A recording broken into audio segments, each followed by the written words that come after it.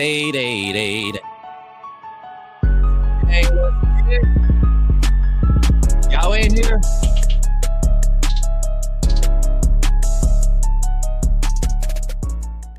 Let's go. It's time to get into the show, baby.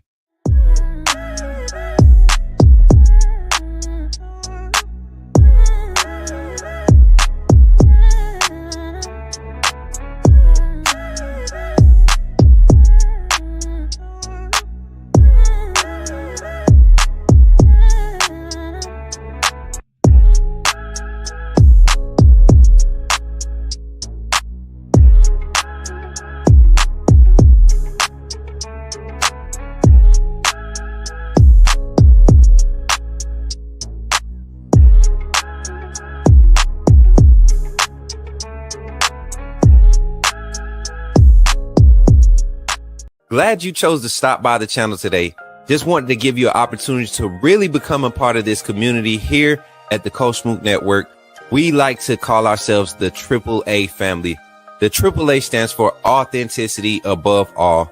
We just want to give you an opportunity to become a part of this community because we're growing and we're doing something special here as a fan base, not just for Alabama, but the fan community as a whole. We're creating an environment where it's safe to be yourself, be authentic, and meet people who share the same passion you share, whether it's for the same team or not. You simply start by just clicking the link provided to you by one of the moderators in the chat, or it'll be pinned to the top of the chat. Click that link. It'll bring you to my homepage. When you get to my homepage, make sure you hit the notification button and turn on all notifications. And each level has its perks. You can go through and read each perk. As we continue to grow, new perks will be added to each level. One thing we would like to highlight that all AAA members are greatly appreciated. It does not go unnoticed that you have taken time and hard-earned money to support this channel. If you really want to get interactive with the community and find out what's going on, think about joining our Discord family. This is where you can get into all the fan talk of the community, and also there are networking opportunities. Please be mindful that there are rules and that we expect everyone to treat everyone with respect. Also, if you're looking to partner with Coach Smook Network or sponsor, please hit us up at coachsmooknetwork@gmail.com and our staff will get back to you in a timely manner. I'm your boy Coach Smook of the Coach Smook Network, and I thank you for supporting this channel.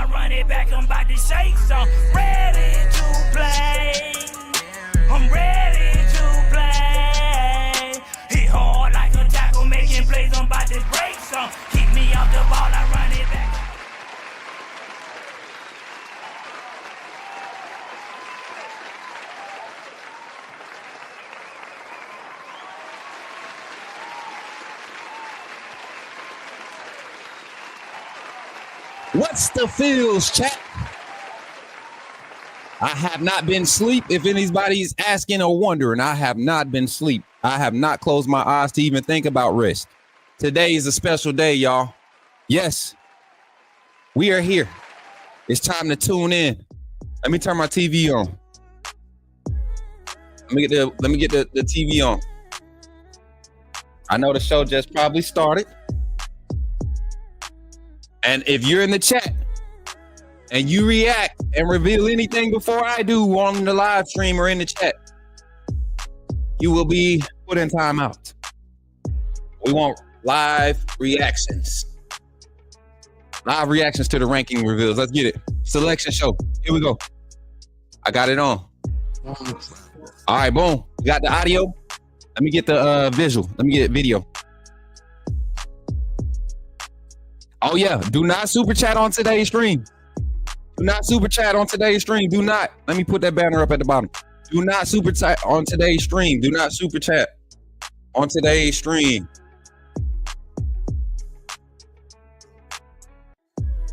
Do not super chat on today's stream. Direct donations only. Please specify.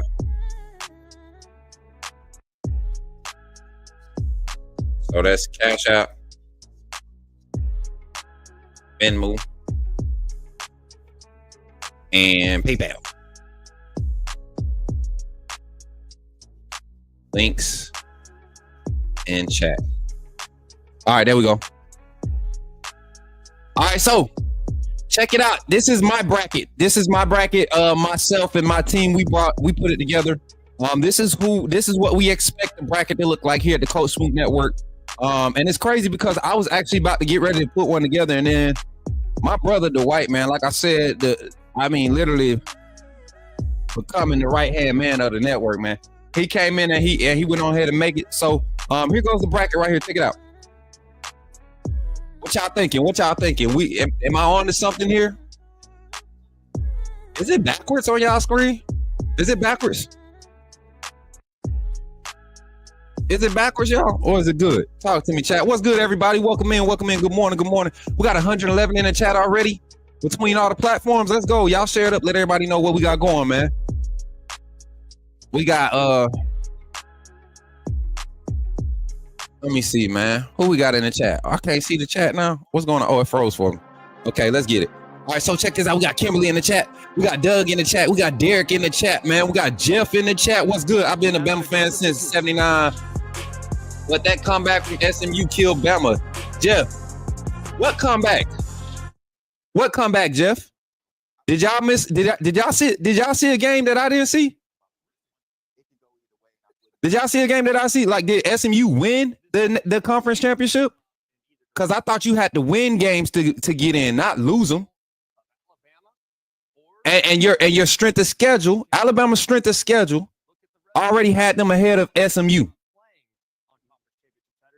Come on, man. SMU, they needed to win their conference for them to prove that they were one of the best 12 teams. Simple and plain. They didn't do that. And for that, because they did not meet that, they do not get to be placed on the same criteria as a conference champion. You have to win that game for it to count for you. So if you don't win it, it don't count against you, but the rest of your resume does. And when it does, SMU resume does not match up. It does not match up. Y'all are so fair weather. If we don't get in, wait until the results come out at least. Golly. Fair weather all over, man. Let me turn the music back on. Jesus, come on, roll tide, James. Welcome in. That's the type of energy we need. Make it make sense. Clemson not getting in. You said Clemson not jumping that high? Yes, they are. Yes, they are. They're the fourth highest ranked conference champion. What are you talking about, Jamarcus? Go get your coffee. Go get your coffee. Go get your coffee. What comeback? What comeback? What comeback? What comeback, y'all? What comeback? Like, in order for it to be a comeback, you have to win. That's what a comeback is. When you take a score, you come from behind and you win. It's not a comeback when you lose. Let's see what Coach's saying. Those things were what a TJ? Why is the ranking the way it is? In other words, right. If Alabama in the playoff instead of SMU, they should SMU.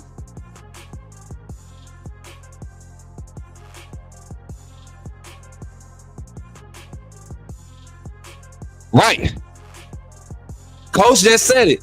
Why was SMU ranked 8th? If you didn't feel like their strength of schedule was good enough for them to be ahead of Alabama, right? You already stated this. Why were they even in the top 12? They should have had to play their way in. You told us, you said it the other day, Alabama's losses were not bad enough to put them behind those teams that they were in front of. So now you're telling me that the teams that's behind them, strength of schedule wise, need to prove that they can put a better product on the field. And SMU didn't do that. SMU didn't do that. And then if you're going to let a 3-loss team in because they won their conference, you have to give the team that beat the team that you're putting in credit. It's crazy. It's crazy. Some of y'all logic is not logicking right now though with some of these concepts y'all thinking. You think Arizona State is better? They're going to get their automatic bid. they're going to get that automatic bid. That 12 seed is the lowest. That's the automatic bid. Them at number 12. I think what's going to change around is Arizona State is going to be number 12. So let me adjust that. I don't think Arizona State is going to be number 12. I think Arizona State gets to slide in at number 5 because they're lowest ranked conference champion. So I think that's how the rules would make it play out. Let me put it on the screen real quick.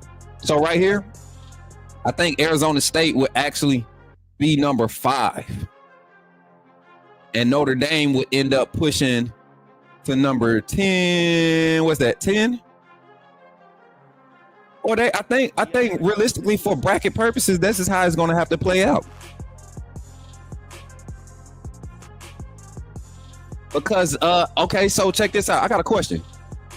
Answer this. And we need to pull up the rule book. We need to pull up the rulings, because if this is how it plays out, if Arizona State falls in at number 12, are they falling in at number 12 because they won the conference, but they're their lowest ranked conference champ?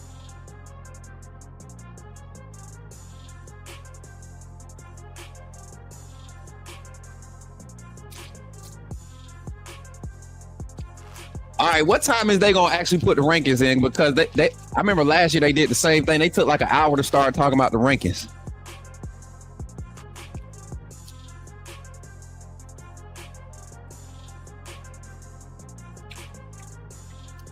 Yeah, that's what I had. Hey, Dwight, can you adjust it? Dwight, can you put yesterday? I'm looking at my list now. Yesterday I had Clemson at number 5. I had Arizona State at number 4. Then I had, I'm trying to think if it's just how I want to do it.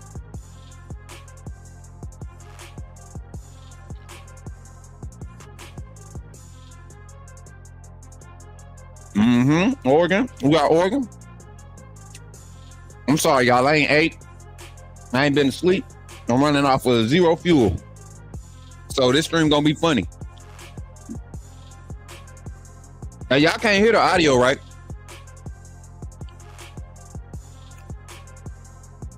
Let's make a conversation real quick while we're here. Shout out to the big 240 in the chat. We got 61 on YouTube, 178 on Twitter. We got 1 on Twitch. If you're on Twitch watching, checking in, drop a comment. I'm gonna see if I can get a comment on the screen on Twitch.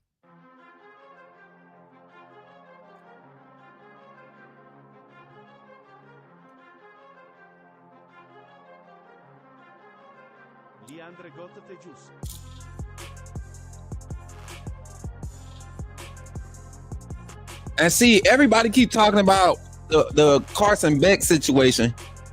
I want y'all to realize how goofy this sounds. Florida State lost Jordan Travis and their second string quarterback. They was playing with a third string quarterback, and they went into that conference game and they won it by 2 points. They were undefeated. There is no undefeated team trying to push Alabama out this 12-team playoff right now. If Florida State had won, had lost, there wouldn't have been no question who was going to the playoffs. It wasn't Florida State and it wasn't Louisville. Georgia was going to be in the playoffs. So for all of you all trying to make this case to put Georgia out because they got an injury to the quarterback, first of all, it's not season ending. And secondly, they beat a ranked team, a top 5 ranked team, with their backup quarterback in a conference championship game. So all of these, and then you know what that does for Alabama? Because the token win is over Georgia. That's the token win. I'm sorry. I hate to tell the rest of you fans that hate Alabama, the rest of you fan bases that hate Alabama, I'm sorry to tell you, but that's the case, man.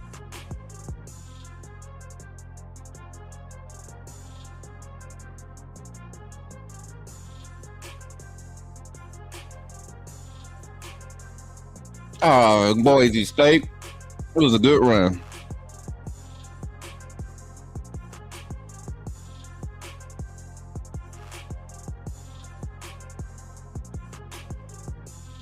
Hey, Dwight, I don't think this the right bracket, bro.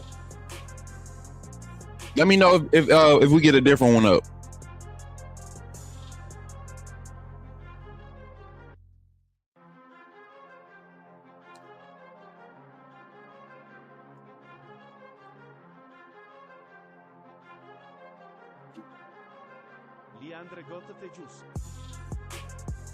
Bro, y'all did that against Iowa State, bro. Get out of here. All right, let's see what Clemson got to say.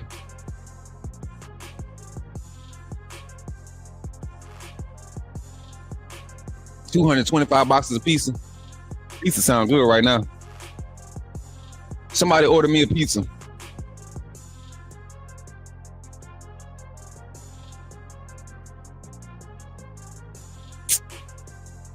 Doug, stop, man. Listen, I'm live, bro.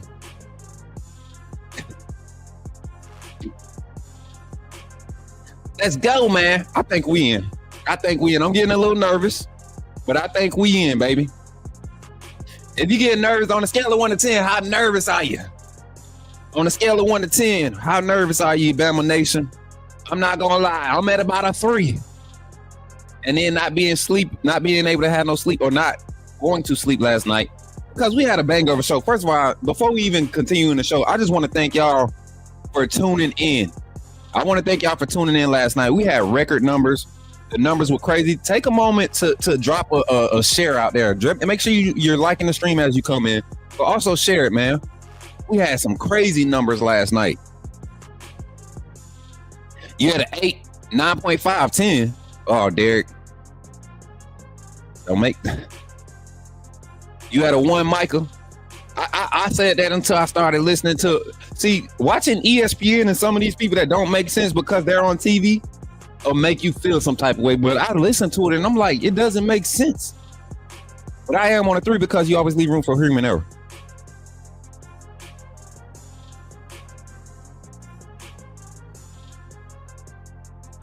Mm-hmm.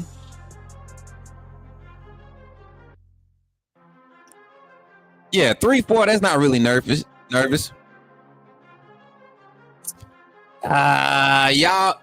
be talking about Twitter. Y'all, you know what? For all the Gump Twitter people, y'all need to take a break from Twitter. Y'all really do. I hope y'all don't handle y'all lives like y'all lives like y'all handle Twitter.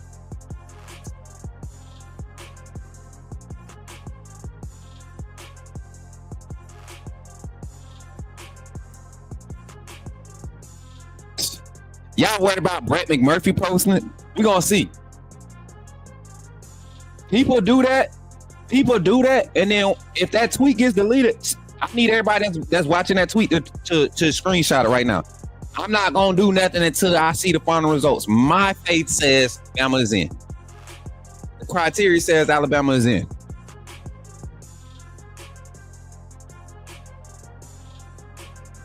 They not even doing no team watch party. Why SMU ain't doing a team watch party if they in?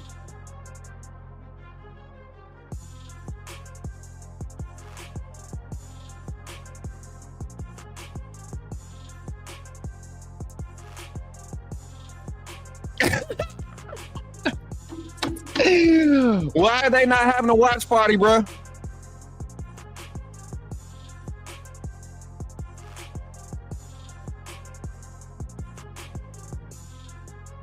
You feel Bama is out? Uh-oh, what y'all getting scared? Hey, listen. I want y'all to listen to this real quick before we even get into the whole debate and everything. Listen, regardless if Alabama is in or not, this committee has set it up to where their criteria is going to pick the best 12 teams. If Bama don't get in, I rest my argument. Decision made. That's it. But if we look at the criteria, and how they are structuring the ranking system and what matters for your automatic bids, who's not being punished for who's being punished and who's not being punished, right? Because if you let them tell it, you're not going to punish the runner-up for losing the game, but you're going to factor in their resume. I'm not punishing SMU for losing the conference championship. I'm saying SMU is in the top 12 team because they haven't beaten the top 25 team. You can't say that you're a top 12 team if you can't handle one of a top 25 team. And yes, you have the argument. Alabama has lost to 3 unranked teams, right? Three teams outside the top 25, right? But I can also counter that argument with Alabama. Those teams that Alabama lost to: Oklahoma, Tennessee, and who was the third loss? And Vanderbilt. They all have 1 ranked win apiece. Something that SMU and Miami cannot say. So SMU and Miami, you have no fight. You have no argument in this fight. If the criteria, if you go by the criteria, what's on the criteria? If you go based off the criteria, strength schedule, strength of record, lack of conference championship, that hurts you. You needed that to help your resume. We didn't. They told us we didn't. So we played by their rules. We handled business. We went out and we beat Auburn decisively.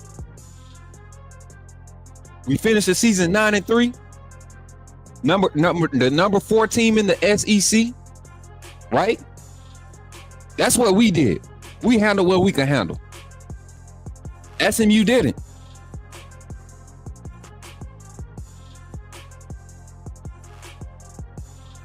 Reporter just said that SMU is in and Alabama is not on the FanDuel to win the national championship. What reporter? Why do y'all feel the need to come to the chat with other reports? Jamarcus Reynolds, I swear, Twitter just pisses. It's the Bama fans on Twitter, man. Gump Twitter is embarrassing. Like Barry Bryant's burner, that's my dude. I don't know. Maybe I couldn't meet him in person and kick it with, cause like that energy, that fair weather energy, this dude. How many times Coach Saban missed the playoffs, y'all? I just want somebody to answer the question for me. How many times did Coach Nick Saban miss the college football playoffs? Yeah, I'm just asking. I don't want the truth. I just wanted y'all to put some things in perspective. Why is my mouse not working? Okay, there we go. Boom. Is a very credible source that leaked it. The fact that he has to leak it doesn't make it a legit source. Who blowing my phone up, man?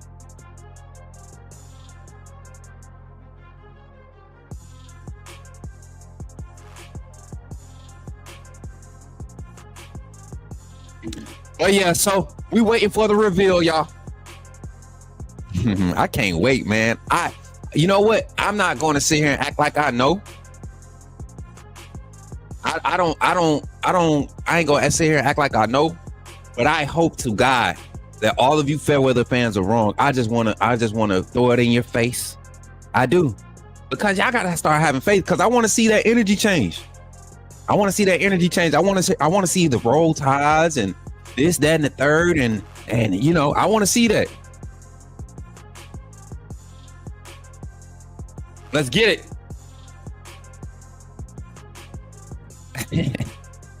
Hey, and then I'm looking at the thread now. Why you delete it and post it again? You playing now? You playing around now?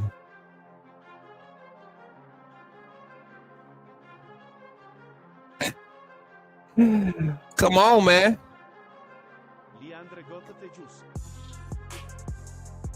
Come on, man. Oh, facts, Veronica. Facts. I'm with it. This is game time again. Y'all see I got my visor on today. I mean business. Y'all mean business. 370 in the chat. We got 100 in the chat on YouTube, man. Make sure y'all run the likes up on the stream when y'all come in.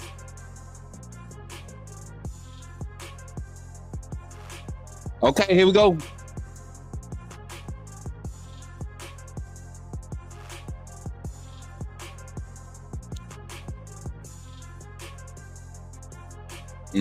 Oregon number 1.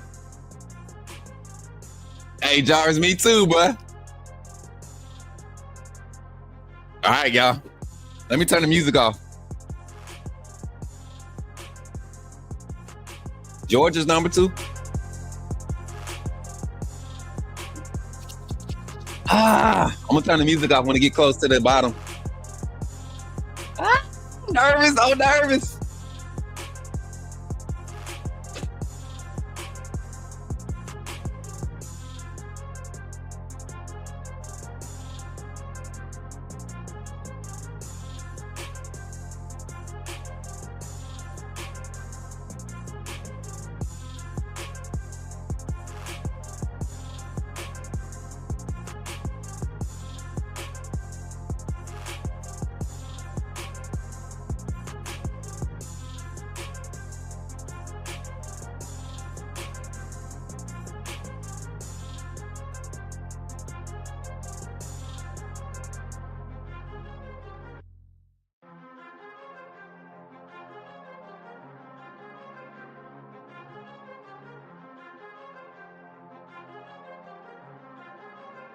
Leandre Gotatejus. Check. Oh, all right, we back. Third seed, who we got? Boise State, give it to them. So right now, our bracket is perfect right now. Our bracket is lined up right now. Hey, is Alabama doing a watch party?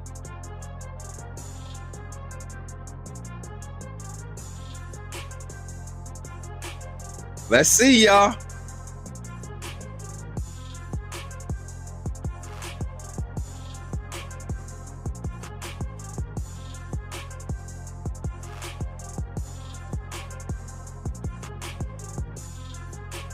Talk to me. Talk to me. Let me see.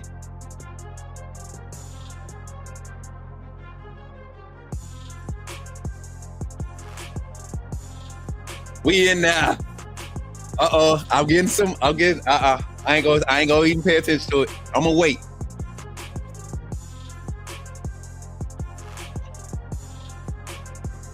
Arizona State. Hey, they got it. So that means Clemson's gonna be number 12. Alabama's in.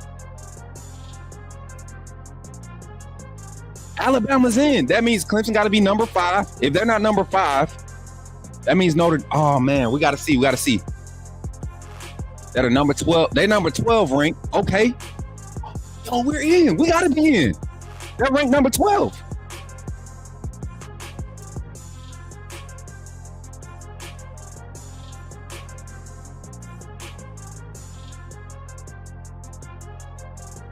Oh, dang. That's what screws. Okay, I get it.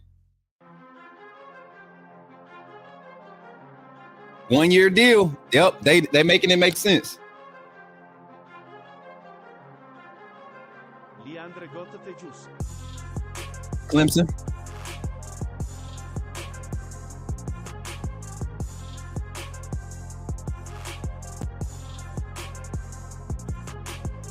Yeah, Clemson is still ranked 16th.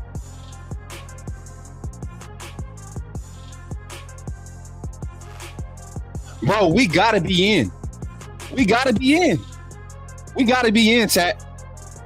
We gotta be in. We got to be in.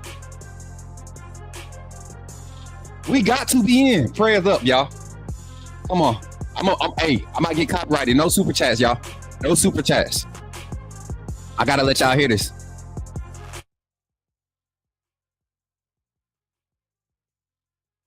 And play them at home is Texas, okay. the Texas Longhorns. That's a good game. Texas and Clemson in a first round Can y'all hear? Can y'all hear the audio? Boston. Winner gets Arizona State. Can y'all hear audio? And I would imagine that everybody would take that path right now. That is a very. Can y'all hear the audio? Come on, y'all. That 5 seed, the opportunity. We gotta be to play in. The weakest team in the field. We gotta be in. Now up against a Big 12 team in the second round after the first round bye. I gotta move the chair. Had Texas ahead of Penn State. They Oh, had y'all them about to ahead see of all the Notre Dame green screen and going into the everything. Conference championship weekend. So tough game, hard fought game, losing in overtime. They stay in front of the two phone teams line that about to are be likely open in a minute, y'all. I'm And here's a nervous. situation where the committee is valuing those 2 losses against Georgia, because if you look at Texas's best 2 wins against A&M and against Vanderbilt, so they're valuing those close losses. And as we continue on with an SEC versus ACC motif throughout this reveal, Clemson 0-2 against SEC team, blown out by Georgia, lost to South Carolina. Who I don't know, dog. Well, yeah, they're gonna kill. Texas has a Man, home Clemson, game. Texas got They're the spot. 5 seed, number 3 in the country according to the rankings. Who has the 6th seed? Penn State, Penn State, Indiana. So Happy Valley You got will Penn host State, the first round Tennessee. playoff game after James No, Franklin's team Penn came State, up a little bit short against Tennessee, Oregon in the Big Ten Ohio championship State. game. Dang, come on, they making it nerve Not an wracking. objectionable path for Penn State. We'll see who they play, but then the Boise State foe in the quarterfinal. no Bro, what if disrespect to Bama's at Boise, 10? think you take that probably. Yeah, for if Penn you're looking State. at Penn State, Got to they're be, valuing losses got to for be. Penn State. Yes. You look at their resume and who they beat, not great, but they did play Ohio State. They did play Oregon, lost both those games. Those are the 2 losses. They come in as a 6th seed. I'm not arguing, Come but on, man. there will be people out there. What rank saying, was Clemson who are in the those end? 11 They were wins again? 16 Okay, so you as have a conference one champ. home game at Texas. You have Clemson was one home 16. game at Penn State. Jarvis, I'm about to throw up too. The college football playoff. The Fighting Irish of Notre Dame, and on a chilly afternoon or evening in Yo, I December, think we're in, the bro. Golden Dome in the shadow of Let me the pull that touchdown AP Jesus, poll the back Word up. of Life mural. Oh, look, they're in stormtrooper gear. They're going to wait right for the snow. If it snows in South Bend, you won't be able to see them. Where's the pizza at? What is this? Marcus Freeman, what a job they did. Yes, Notre what a Dame job. will have a home game as the 7th seed. Once we get to the 10, we'll find out their matchup. Now, one more home game left. And one thing I'm going to ask Ward Manuel shortly when he joins us, how much consideration went Ohio into this? State. Because let's be honest, there's not a sliver of difference between whoever's going to be seeded 8 and 9, but one of them. You got is going Tennessee. to Oh, get to you got play 4 at home spots. in the Tennessee, first round. The Ohio 8th seed, State, final Indiana, home and game belongs to Ohio State, of course. Ohio State. Oh, y'all, I'm getting Coming off a nervous. disappointment the last time they Whoa. set foot on the shoe, but the Buckeyes will be at home, and they will have that weather advantage, Kirk, as Ryan Day and the Bucs will try to bounce back from the disappointment against Michigan. After the way the Ohio State season ended against Michigan, I don't know if it would have been better for Ohio State to go on the road to get away from their home crowd that'll be booing after their 3rd down, Come on, not man. converting, and the punter comes out. We got Ohio booing Ryan State. Day. They'll have to rally and have a good start to that game, or it could turn sideways with the home crowd, in my opinion. And Ohio State's going to be at home, and if the Buckeyes can get past their opponent, who we'll see shortly, got the opportunity for the rematch against Oregon and what was I just hear their a great energy game changing on the in set. They got news and about routine, something. But as Kirk rightly They got pointed some. out, They got Buckeyes news have about some something on the things set in their to hair, in their give earphones. away their season. I can hear the energy So change. those are the teams that will be playing at home. Who has to go on the road and face Ohio State as the 9 seed?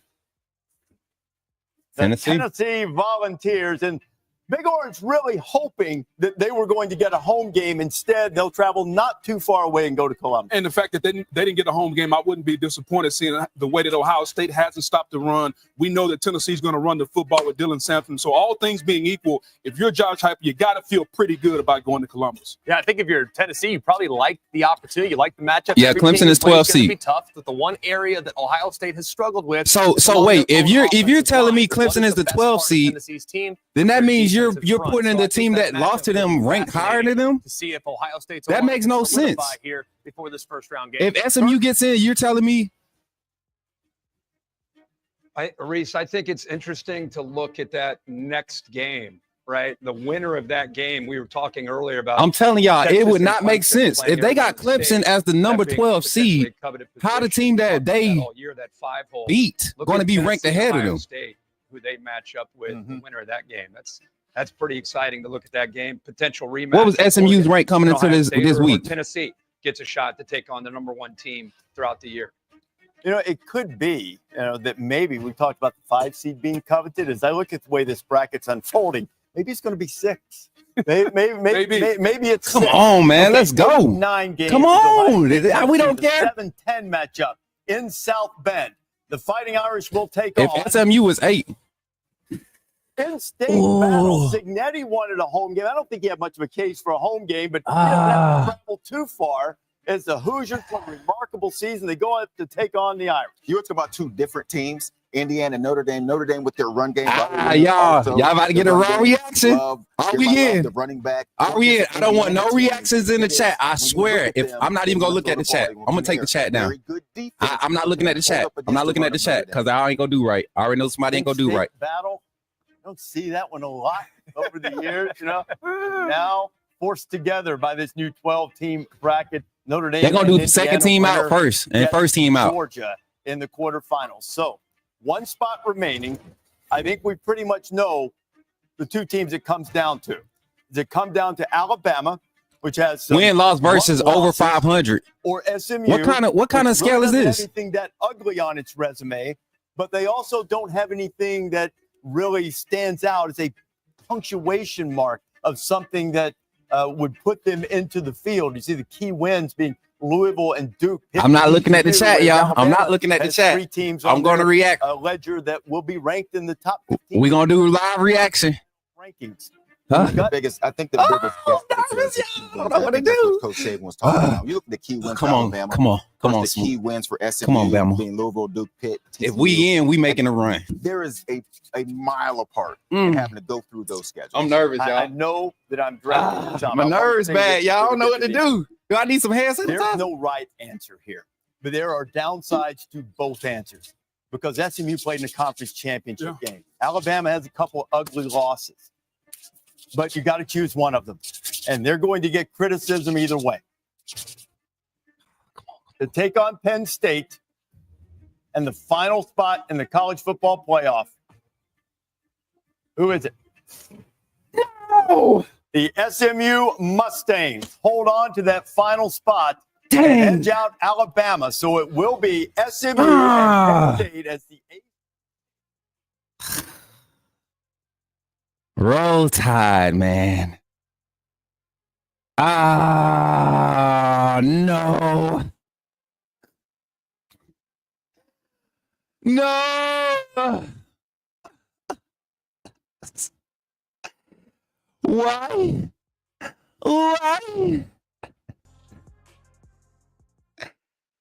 Oh, man.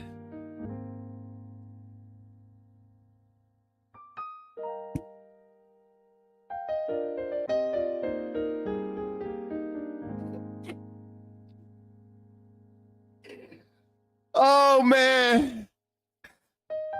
Phone line is open. I want to hear the explanation. Let's hear the explanation. Well, I think one of the things that I've mentioned. Let's hear the explanation. Let's hear them out. Is if we don't take strength of schedule into consideration, is there any benefit to scheduling really good teams in the future? Like, you know, here at Alabama, we're supposed to play Notre Dame, Ohio State, Wisconsin, Florida State in the future outside the league. Well, those are great games for fans to see, and that's what I think we should be doing. You know, in college football is creating more good inventory. All right, Bama Nation, let's hear it. Come on, 334-625-1121. Let's call in, man. Let's get it started. 334-625-1121. The committee, did they get it right? Did they get it right? Y'all heard my spiel on it. Did they get it right? They apparently they did. We're gonna see though. We're gonna see. Oh man. That hurts. I thought we was in it, y'all. I didn't see how you can't make it make sense for me still. You can't make it make sense for me still. Come on, man. 334-625-1121. 334-625-1121. Call in. Let me hear your thoughts, man. How they keep Bama out? Now that should put a fire on. I'm ready for the portal news. We about to have, man, y'all just don't know. This fan base about to have a freaking fit. I'm scared to look at Twitter now.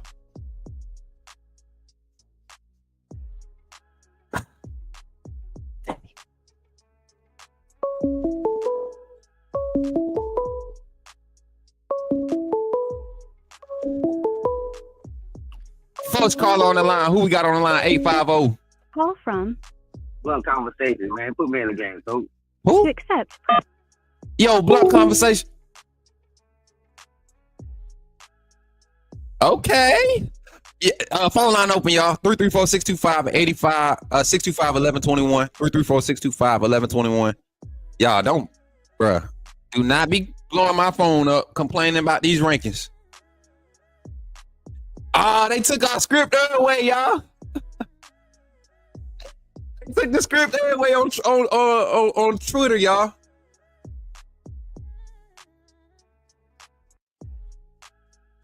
Oh no, they so dirty. They done took the script. They done took our script. Hey.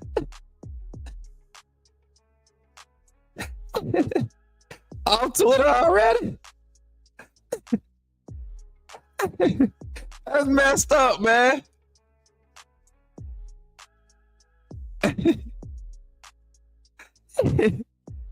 That's messed up, man. Hey, if you guys are Twitter users or X users, the script A was on the hashtag Roll Tide hashtag. They had put it back up for us. Had me believing. Oh man, they done took it down. Stevie G said y'all ruined our season. Hey, we let it happen, bro.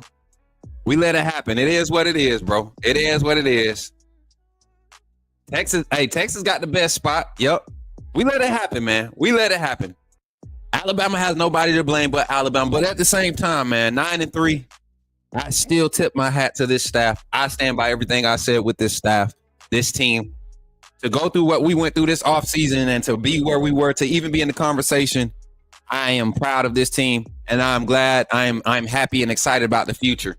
If this is the place where we start, if this is the pain we have to feel as a team, as an organization, as a fan base, this is a good growing point because we were in the conversation. At least we were in the conversation. That's not a consolation prize, but it lets you know the type of stability that we have, that we were able to maintain. Because if we're being honest, if we're talking about the facts here, this same organization under Coach Saban was in the same position 2 years ago. 2 years ago, this organization was in the same position.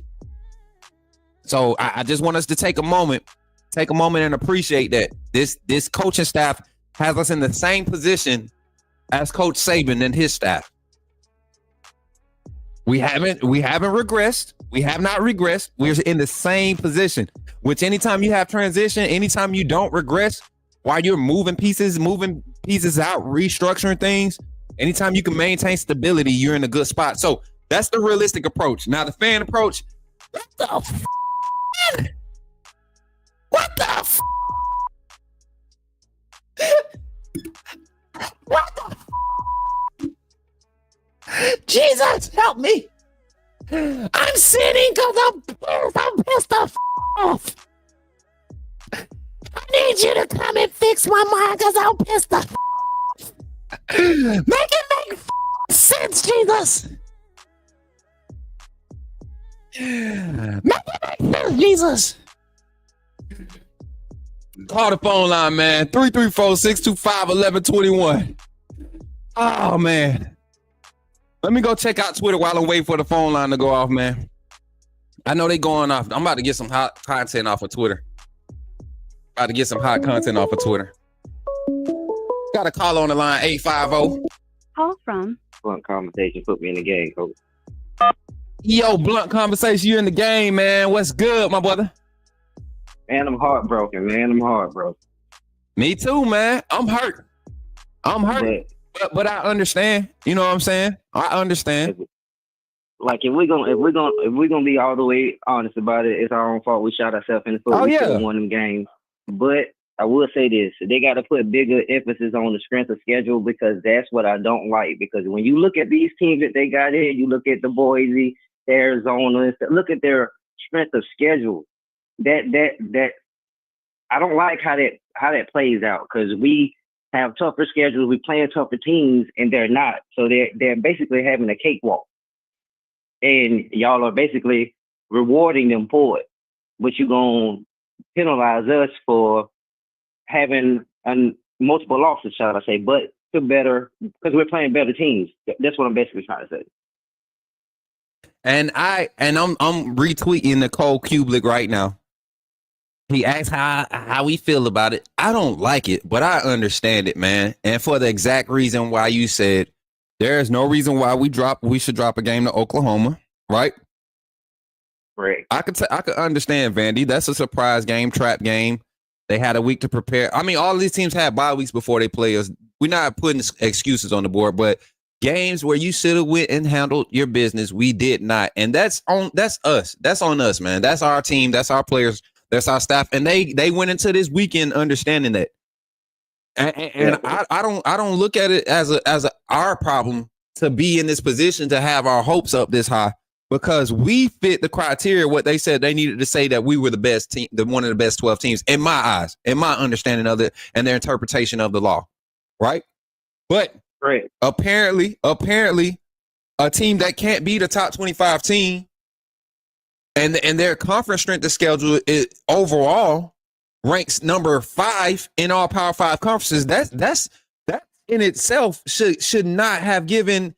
If you're going to keep Clemson a conference champ ranked number 16 in your overall rankings and put them as the number 12 seed as your 5th bid in, and they beat this team, how are you saying this team is one of the best teams in the country? It don't make sense. It doesn't make sense. And for everybody in the chat that's ready to be like, told you, Smook. Okay, you were right. The committee thought like you, right? Or the committee, the analysts and everybody got you. They thought like you and they were right. Okay, good. But how does it make sense? That's what I want to know. For everybody else, you get what I'm saying? How does it make sense? We're talking about the national championship once again, like Coach Saban was alluding to, like a lot of other analysts and people, experts of the game that speak on the game, or that talking heads that speak on the game are alluding to. If you're talking about the best teams, I can't say that SMU is one of the best teams if they lost to this other team. Literally, I just watched them lose to a team that lost to Georgia, a Georgia team that just beat Texas, and a Georgia team that lost to Alabama. A Georgia team that beat Texas twice. This Clemson team got blew out by this team, and then they turn around and they also, this SMU team lose to that team. I can't say that you're giving me the best teams right there. Now, Smoke, I will to call a spade. I must be honest, it was. They did beat Clemson at the beginning of the season, and this is progression, but it's still a loss at the end of the day. I will say that. But I feel like this playoffs is going to crash a lot of stuff, because I feel like it's going to be a lot of Georgia versus TCU games, and the ratings ain't going to be as good as they want to be. And I don't believe these teams are just trying to push in or going to bring in the revenue that they think they're going to do, because this is all about money at the end of the day. It's all about money. 100%, man, because I'm looking at the bracket now, final bracket. I mean, when I seen Penn State get pushed that low, I said they're giving Penn State too much credit. 2 teams, Indiana, Penn State, who really had no resume, and they got by because. And so I will say this: Bear Bryant Burner, with his fair weatherness, he's onto something right now. And I'm gonna show y'all on Twitter real quick. This is our favorite Fairweather fan of the community, y'all. Well, he's not in our community, but he's one of my favorite Fairweather fans on Gump Twitter. My guy Bear Bryant's Burner. He said, cancel future games of Florida State. We got the home and home with Florida State, West Virginia. I don't remember seeing the Ohio State one. I know the Oklahoma State. And before Oklahoma joined the conference, we had the home and home again. But yeah, so we have to go ahead and start factoring in if this is what they say by strength of schedule mattering. All right, let's go ahead and set our schedule up. So we're 4-0 going into conference play, right? Let's go beat up on the Washington State. Let's go beat up on a Fresno State. Let's go beat up on a New Mexico State. Let's go beat up on a UCF or like we have. We've been playing USF, even though these teams are getting better. But let's go set it up for home and home for the next 4 years, since this is how the criteria is going to be. And I think they'll start changing it up once it starts favoring Alabama again. Once we start beating the criteria to the T again, they'll change it up again. They'll move the goalposts. Yeah. Well, they definitely got us out. I mean, well, we got ourselves out. I didn't want to be put in this position anyways. That's why they just needed to win the damn games. But hey, we're going to be watching football from the house. Mm-hmm. Hey, it is what it is, man. my thing is this, and this is why I love to be a part of where I'm at on the platform, because I like to see how emotional the fan base gets, and that's what drives me, man. That's what drives me. Like, I wish y'all could see me behind the scenes. Like, I practice that reaction. I ain't gonna lie, I practice that reaction. I had myself prepared like all night. I was like, all right, if they don't put us in, I'm gonna do one of these. If they do put us in, I'm gonna do one of these. Like, I was prepared because I'm so emotionally detached from what college football is becoming. Meaning, I'm really accepting it for what it is. The committee, their inconsistencies, the portal, NIL. I'm really accepting it for what it is, so I don't end up looking foolish like some of the people out here that be like, it has to be this way. No, it doesn't. No, it doesn't. And I think by the letter of the law, man, the criteria, the way I was interpreting it, I might have been off, but they made the selection based off of their criteria. We cannot sit there and say it was right or wrong. They did it based off of their criteria. I could look at the seeding and say, okay, automatic bids, and then they messed up when they stuck with this. We're not going to punish the runner up. The wording and the verbiage of it needs to be clarified too. I feel like if you a 4-loss runner up or if you a 4-loss runner up and you go in the game and you win that conference, that undefeated conference champ loser that now has a 1 loss to a 4-loss conference opponent, you don't get an automatic bid for losing to that, because you're penalizing Alabama for doing the same thing with Oklahoma. You're penalizing Alabama for doing the same thing because they could have very well had been a 3-loss. You get what I'm saying? All of these coulda, wouldas that you all have played into the factor in that SMU is the next best team or one of the top 12 teams. Y'all didn't use the same consistency when you came to doing the resumes for Alabama, when you came to compare resumes. And then you put that graphic up. You put up all the obvious the takes or whatever, all the obvious statistics that's going to favor the argument, right? The strength of schedule argument, and then we just say forget it. SMU. So black and white, it stood again. You know, if we just take it for what it is, don't read into it. Just take it for what it is. They right. But if you read into it, you try to stop. You can see the discrepancies. But it is what it is. Alabama should have handled business, and that's where I'm gonna leave it at. I got one question for you though. What's good? One question. Justify Texas for me. Huh? Justify Texas placing for me, please, because I don't understand. Who did they really beat? And when they actually played talent, they lost, which is Georgia twice. So when you look at their resume, they really had a cakewalk themselves. Mm-hmm. So I don't understand why they're still ranked. I feel like once they lost to Georgia again, they should have really dropped them for real. Because we see that when you really get up against talent that's equivalent or better, you fold. And that's with both quarterbacks, Ewers and Manning. It didn't matter which one of them got in. That's why I just don't understand their placement either. But it is what it is, man. I was gonna say I'm smoking on the SMU pack, but I'm smoking on the goddamn Bama pack. Roll Tide, y'all. Roll Tide, man. Go ahead and smoke on your Bama pack. Go ahead and bleed the rest of that fair weatherness out here on the tip of your tongue out too. Go ahead and bleed that out. Go ahead and drain it. Well, we rolling Tide all day here. Okay, I felt it a little bit right there on the end of this call right there. I felt that fair weatherness trying to sneak out of you. No, I call a spade. What time is rolling with the Tide all day? Hold on, Blunt. It's 12:50. You might be able to catch somebody's service. My church be in church for a long time. You might be able to go by there and get to the altar and repent for that slight fair weatherness you allowed to show. I might need to do that while you play that. You're right about that. I got to select a little bit, but I'm going to get somebody. Hey, Blunt, I wouldn't mind being there right now because I'm a little hurt, bro. I'm a little hurt. I'm feeling it now that I'm looking at Twitter and these folks tripping. I want to clap back so bad, like, shut up. Y'all making us look soft. Cry in the car. Hey. Cry in the car. Exactly. Don't be crying outside in the yard. Get your butt in the house and cry. And you better not be yelling. Put in public. Hold your damn head up. Put your face in a pillow. What is that? What's the face in your voice, But all right, man. Roll Tide, my boy. Roll Tide, man. Yes, sir. Yes, sir. Bama Nation, it ain't the worst, man. We were in the conversation, y'all. It could be worse. We could be 6-7.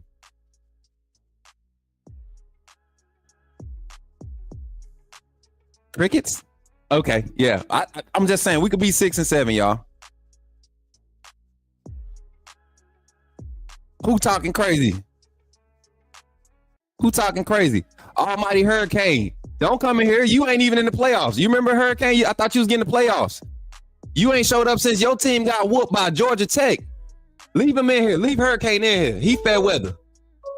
Who this 773 number? I might not answer. Hello? From Alabama. Ah, heck, nope. Hurricane. Hurricane, where you been at? You was begging to call in that one night. Phone lines open. I know you ain't at work. It's Sunday. You stepped out of church to announce that Miami missed the playoffs too. You stepped out of church to announce that Miami missed the playoffs too. Where you been at, Hurricane? And I hope Alabama. I hope they give us a bowl game against y'all. Oh boy. Get on the back porch. Y'all wasn't even in it. They didn't even care to even put y'all in there.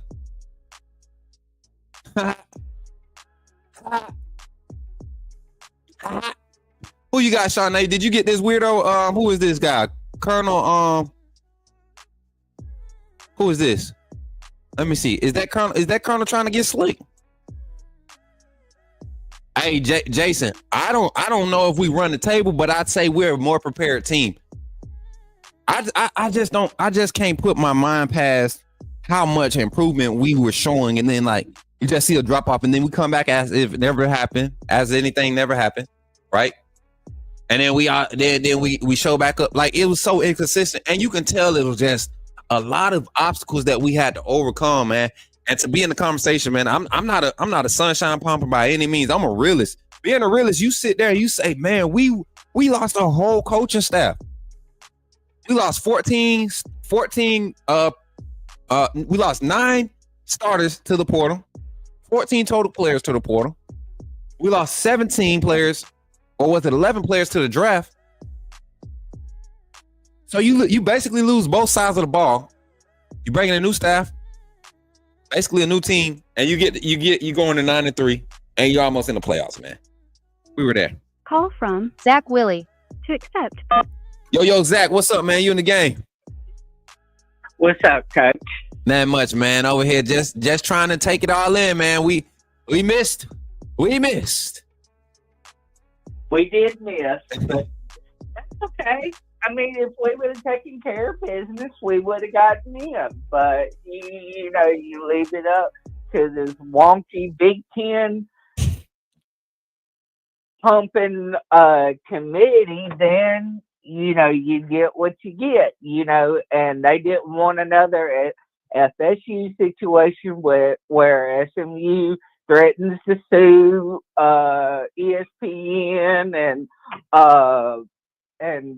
all this and wanting them to and suing everybody, so they put them in, and they're about to get steamrolled by whoever they play in the first round. So it don't matter. It's going to be another TCU situation, and then everybody's going to be crying and complaining this year, and then next year they're going to screw somebody next year, and then it's just going to be a never-ending revolving door, So hey, but you know what's funny? You know what's funny, Zach? I love how a Miami fan is in the chat trying to talk trash to Bama fans. Miami, tell us about, as a fan, tell us about your playoff experiences cheering for your team in the college football playoffs. Hey, Zach, let's not talk for a second. Let's let Almighty Hurricane and the Miami fans in the chat that's lurking, tell us about y'all experience cheering for y'all team in the college football playoffs. And let's just sit back and see how long it take him to respond. Well, Zach, let's talk about something else while we wait for that response. Zach, how's your morning going? It's going good, Coach Smith. You ate any breakfast this morning, brother? Not yet. Not yet. I'm not a big breakfast eater myself, but I know I need to eat breakfast. Breakfast is the most important meal of the day, Zach. And you know what? With the network growing the way it is, and you about to be put to work, you're going to need to eating breakfast. You know what? Coach Smook Network, all the employees, volunteers, and supporters, when we get to the workhouse, breakfast is mandatory. You cannot not eat breakfast and walk into the workhouse. Okay? That's a rule. Write that down, Carla. Carla, put that in the bylaws. I know you in the bed pissed off. Ain't commenting. Put that in the bylaws, Carla. I know you heard me. But yeah, Zach, I still haven't seen a response from Almighty Hurricane. He ain't got one. He don't got one because you want me to tell you why? Because Miami can't even win their conference. They have been doing the same thing since 2001. They've been living off of it. They didn't even win the conference in 2001. Remember that? They weren't even in the ACC. They weren't in the conference. Come on now.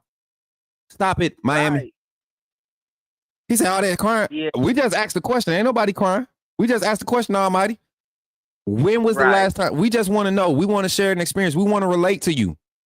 We want to relate to you. We want to be able to talk with you, have some type of stance to where you have anything to say. Like, we want to be able to invite you into the conversation. So let's share those experiences. Let's talk about the last time you cheered for your team in the college football playoff. That's all I want to talk about, Almighty. As a matter of fact, I'm not going to hold Zach's good conversation up to talk about something that never happened with you. If you want to talk about something that never happened and talk about the wishful hopes of you all making it back next year to the same spot, thinking that you're going to get another Cam Ward in the portal or something like that, we could talk about that when you call in. 334-625-1121 after my boy Zach. Zach, what's up, man? Talk about it, man. We ain't make it. What's the feels, my boy? I honestly, I'm not surprised. Mm-hmm.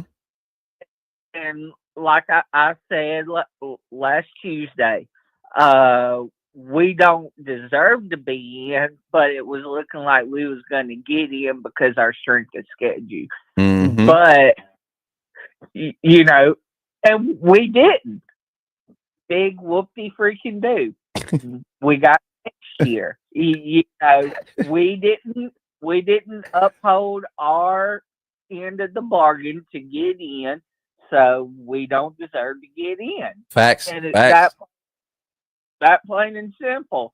We left it up to the committee, and we both know that the committee don't make the best decisions. Facts. And I think that's what I think that's where I'm agreeing with Bear Bryant's burner on Twitter, because that was the only concern coming into the new playoff system. Are you really going to allow teams that skate through the season? You're going to respect that, but the way the committee was talking the last 4 weeks and the way that these rankings, so you're telling me you're going to allow a team that you said was outside of the top 5 anyways, right? Was outside the top 5. They needed their conference championship for you to solidify being in the playoffs, and you reward them for losing it? That's crazy.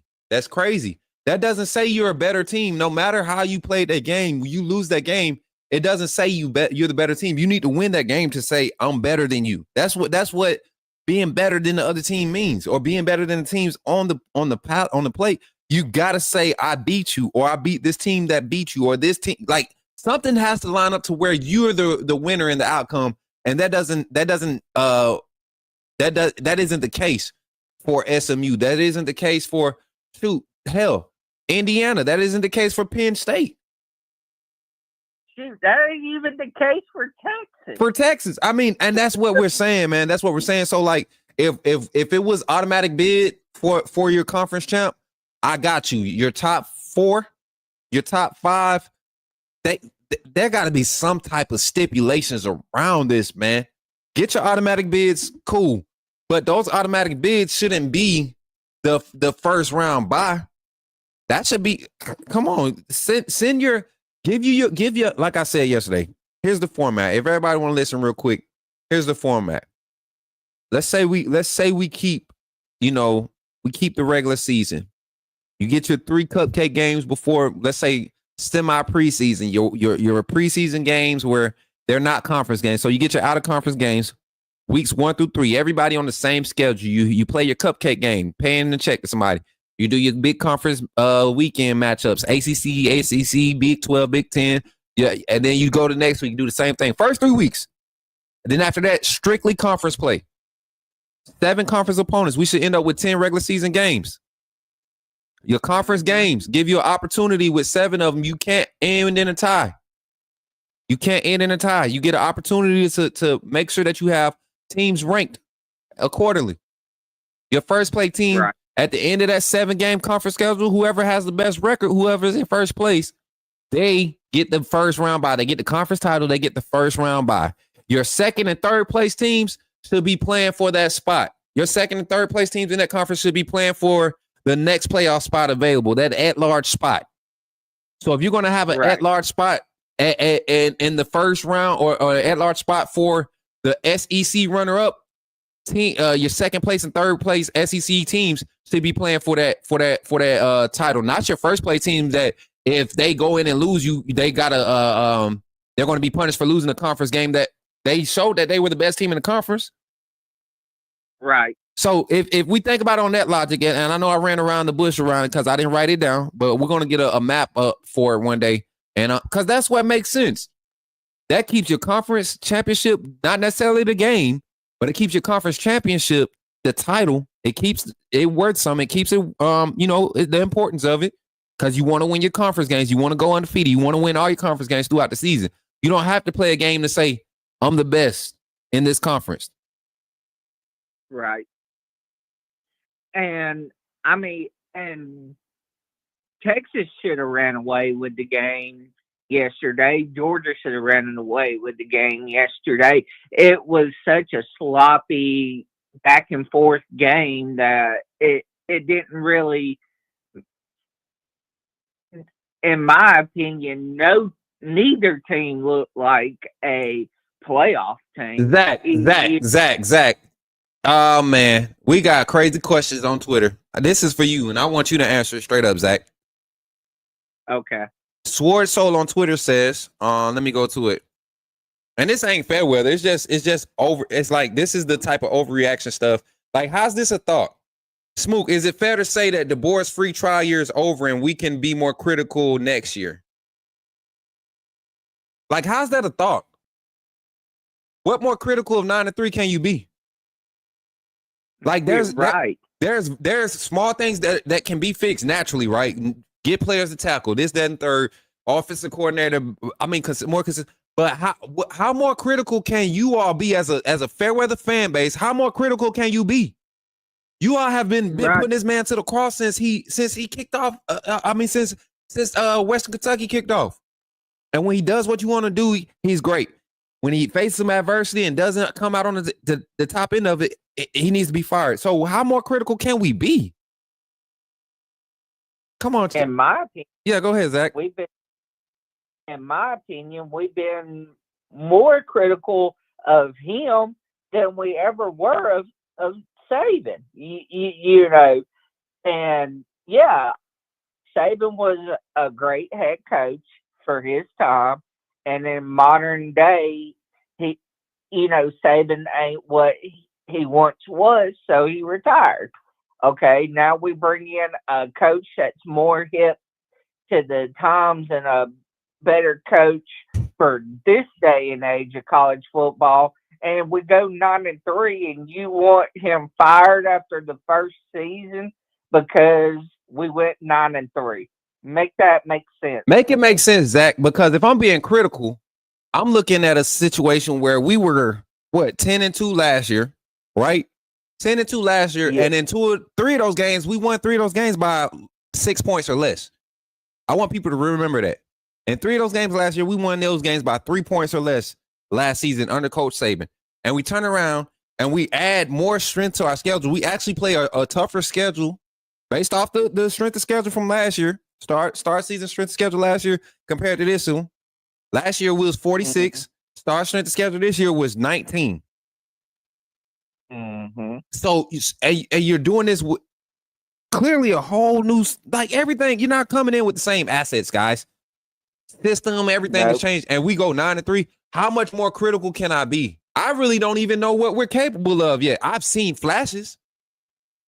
I think the most critical thing we can be about this team, this staff, is consistency. Like, that's the only thing you can ask for. You can't even be critical about that because when we're going, we're going. It's hard to get up. It's hard to get us out of our rhythm when we're going, but when we get off, we're off. So it's not necessary. I mean, that's just the nature of the beast. I don't know, y'all. I don't know. And we was playing with. Hold on, Zach. I spot one. We got one back. He thought he was gonna hide. He thought he was gonna sneak in here and hide. Hold on, I got you. 251. 251. You thought you was gonna sneak in here, didn't you?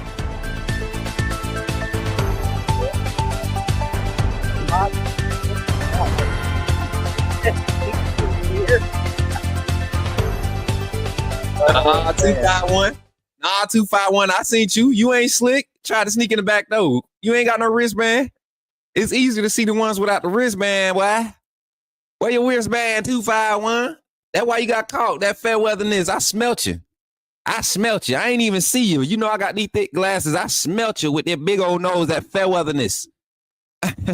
That fair weatherness was out here, boy.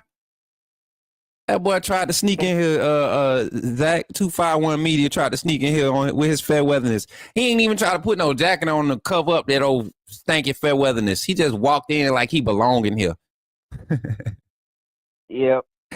What's up, man? All the fair weather and troll, all these trolls. Yeah, you can troll us. Okay, you can call us a cult because there's people out there that call us a cult. Okay, but we're doing better than you.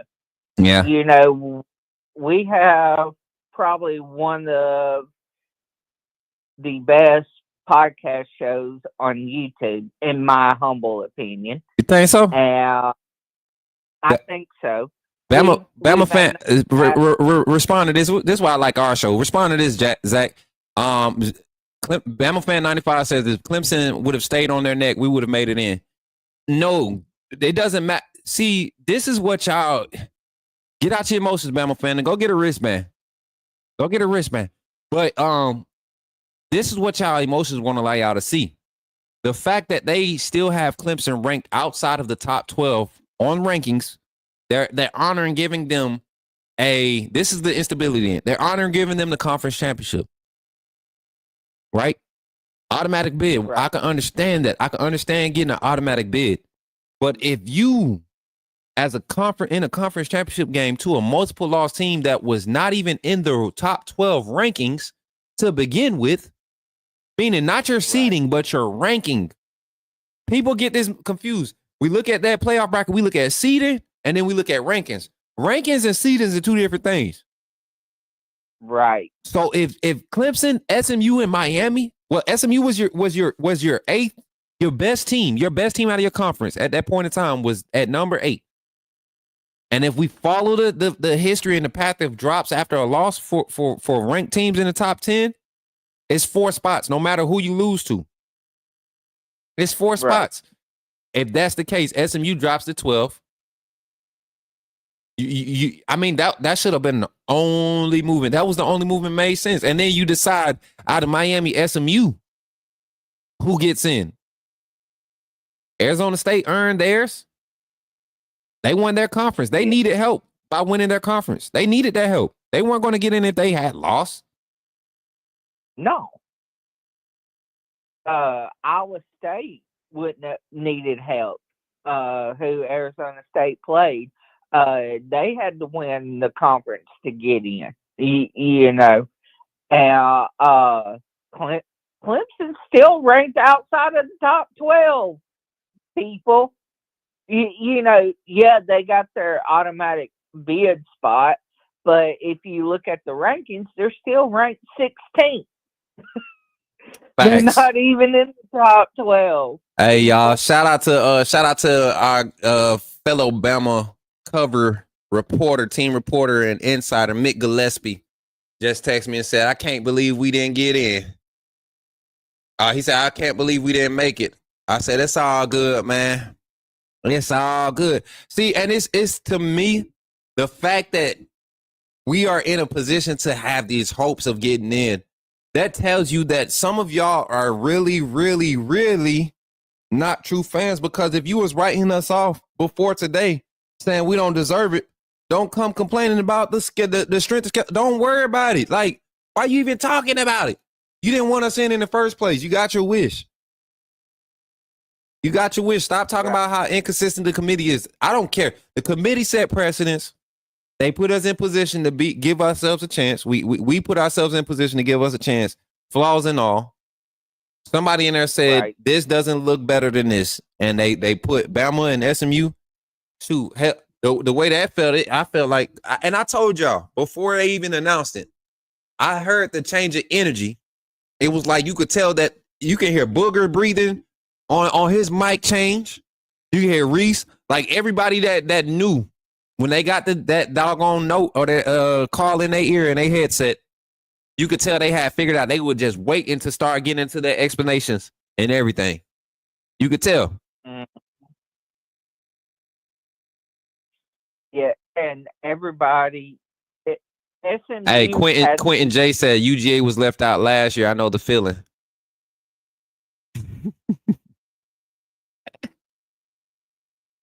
UTA was left out last year because they lost their conference. They was punished for losing their conference championship game, and rightfully so. You know, if they lost, they should have been punished. But Georgia was still good. Actually, if you think about it, if anybody should have been left, if anybody over between the Florida State and Georgia conversation, if anybody should have gotten in, it should have been Georgia, because Georgia was better than Florida State. Oh, joy. They on the field. But Georgia got left out, which it was a good day for Bama when Georgia got left out last year. I can tell you that much. Zach, I ain't gonna lie. A Georgia fan saying they know the feels, man, y'all can't relate to us with anything, bro. Y'all the reason why they had us hyped up like we was getting in, because we beat y'all. Leave us alone. Go to the playoffs. Leave us alone. We bowling tonight. Right. We 1, 2, 3, Cancun. We going to Cancun, baby. We going to Cancun, baby. Oh man. At least we get a bowl game. Hey, and that. I really hope this team takes on the attitude of that 2019. Yep. Because and see, I'm sure the players are pissed right now because they felt like they deserved to get in. So let's just hope and pray they come out and play with that pissed off mentality. You know, because you know how dangerous Bama is when they play with a pissed off mentality. And the thing about it is the committee was scared to put us in. I'm going to say that. Because they knew if Bama came in and played like they did in that first half of Georgia, that Bama was going to win a national championship, and they didn't want a 9-3 national champion. Hey, so and the thing is, man, I just replied to a tweet. She said, "So how stupid do you think everyone is now who were questioning whether Bama was in?" I said, just as stupid as the logic that we are forced to accept. It's not that I think it's right. I accept it. I accept the logic that they're giving us. That's the criteria. It lined up by the letter of the writing. Like that's the difference between me and a lot of these other people that's going to come. You said we were going to get. Well, based off the letter of the writing and what they said would matter. What held more weight? What was the criteria? Strength of schedule. By that alone, we eliminate the rest of the process because you get an advantage. You get an advantage by having those things in your favor. Strength of schedule. Right. That's the advantage you have. If there's no complete separation in that, which there was, Alabama had the edge in strength of schedule. So for that reason, we had every reason to believe that we will be carried in as the 10th, 11th, or 12th seed. We had every reason to believe that. Now, what we didn't know was their logic that they were running with the letter of the law. Their logic is, regardless of strength of schedule, because this team has not beaten a top 25 team, but they've played for their conference championship and they lost to a team that got beat by one of your conference opponents that you beat, we still think that they're one of the best 12 teams. We have to respect the fact that they played for the conference. If that's their logic, we have to accept it. It doesn't make sense. Is it right? I don't think so. I don't think anybody likes the automatic bid system for the runner-up. But I'm telling you, I got the fix. I got the fix. Yeah, I don't agree. I don't agree with it, but I accept it. You know, because we have to accept it. Bama had a chance to control their destiny, just like Georgia, just like SMU, just like Clemson, every other team that played in their conference championship. If we would have beat Oklahoma, we would have been in. We wouldn't have gotten punished. But because we lost to Oklahoma, and pretty badly, may I add, they punished us for it and kept us out, and that's fine. All we want from the committee is consistency. That's all we want. But of course, the committee is going to be the committee, and they're not going to be consistent because they don't know how to be consistent. And they've proven that over the whole playoff span. Not just this year, not just last year, but all year since 2014. They've been inconsistent. So, but with that being said, I'm going to get off here, Coach Smook. I'm going to let somebody else call in, and I love you guys. Roll Tide to my AAA family. Roll Tide to you, Coach Smook, and I'll talk to y'all later. All right, bro. Zach, Roll Tide, man, and thank you for calling in as always, my boy. My boy Zach on the line, y'all. Appreciate you for calling in, Zach. Always bringing that energy. Y'all, I ain't gonna lie. It was worth staying up to figure out whether we were in or not. I already had, man, I'm telling you, I had already planned whichever way to go. I was going to do what I was going to do. And this is, to me, I think this is an opportunity for us to truly turn the page from the Saban era. Perfect way to do it, man. Perfect way to do it. Perfect way to do it. Turn the page. Turn the page. We got another call on the line, 251. And I see people replying to me on Twitter. Y'all see me live? Call in. Don't be scared. I ain't doing no more texting. Call from Cindy. Put me in the game, Coach. To accept, press 1. Who is this on my line? Hey, buddy. This ain't no Cindy. Hey, how's it going? What's going on, Cindy? How you feeling today? I'm good. Working as usual. Look, on a Sunday? Yes. Girl. I got work in and now I'm working again. Well, it's good to hear your voice, Cindy. How you feeling today? With these playoff selection committee, I know they didn't put a wrench in your day, but talk to me. Give me your feels about it. It hurts, but I understand it. I like to hear that. It's a business move. I understand it too. I like to hear that. I understand it too. I really do. I really do. As much as it not as much logic and unlogical it is as it's just, it doesn't make sense, but I understand, if that makes sense. I don't think they kept us out on purpose just to put a knife in our back, but it sure does hurt. And come on, guys, we know we're not blind. There were games that we should not have lost. I'm not going to say we should not have lost to Vandy. I'm not going to say we should not have lost to Tennessee. But that Oklahoma game is the only one that really, when they put our plate and slid our plate across all those committee members, when they served our dish across those committees members, they're where they were sitting and they was like, hey, take a whiff of this. This is what we cooked tonight. It was just that one ingredient, that Oklahoma game, that caused them to turn their nose up, and they smelt that one ingredient. Wasn't it? That was that spoiled Pear Mason cheese. Oh. I'm gonna admit this. Me and my husband was on vacation, and we was up in my camper watching the game. Mm-hmm. And I have never done this before, but I turned it off at halftime. I could not take it. That Oklahoma game? Yes, I couldn't take it. That was one of the most frustrating games I've watched in a while. But I saw a lot. I saw a lot of selfishness, and these are things that happen when you have these transitions between staffs and everything. I saw a lot of that in that game, and you saw how it was addressed the following week. I mean, your team shows up look like a totally different team, mentality-wise, energy-wise. You start seeing the guys that were kind of, weaning themselves off, making preparation to transition. But I respect this team. Every person that stuck through all 12 games of the regular season. Mm-hmm. Every player, every coach.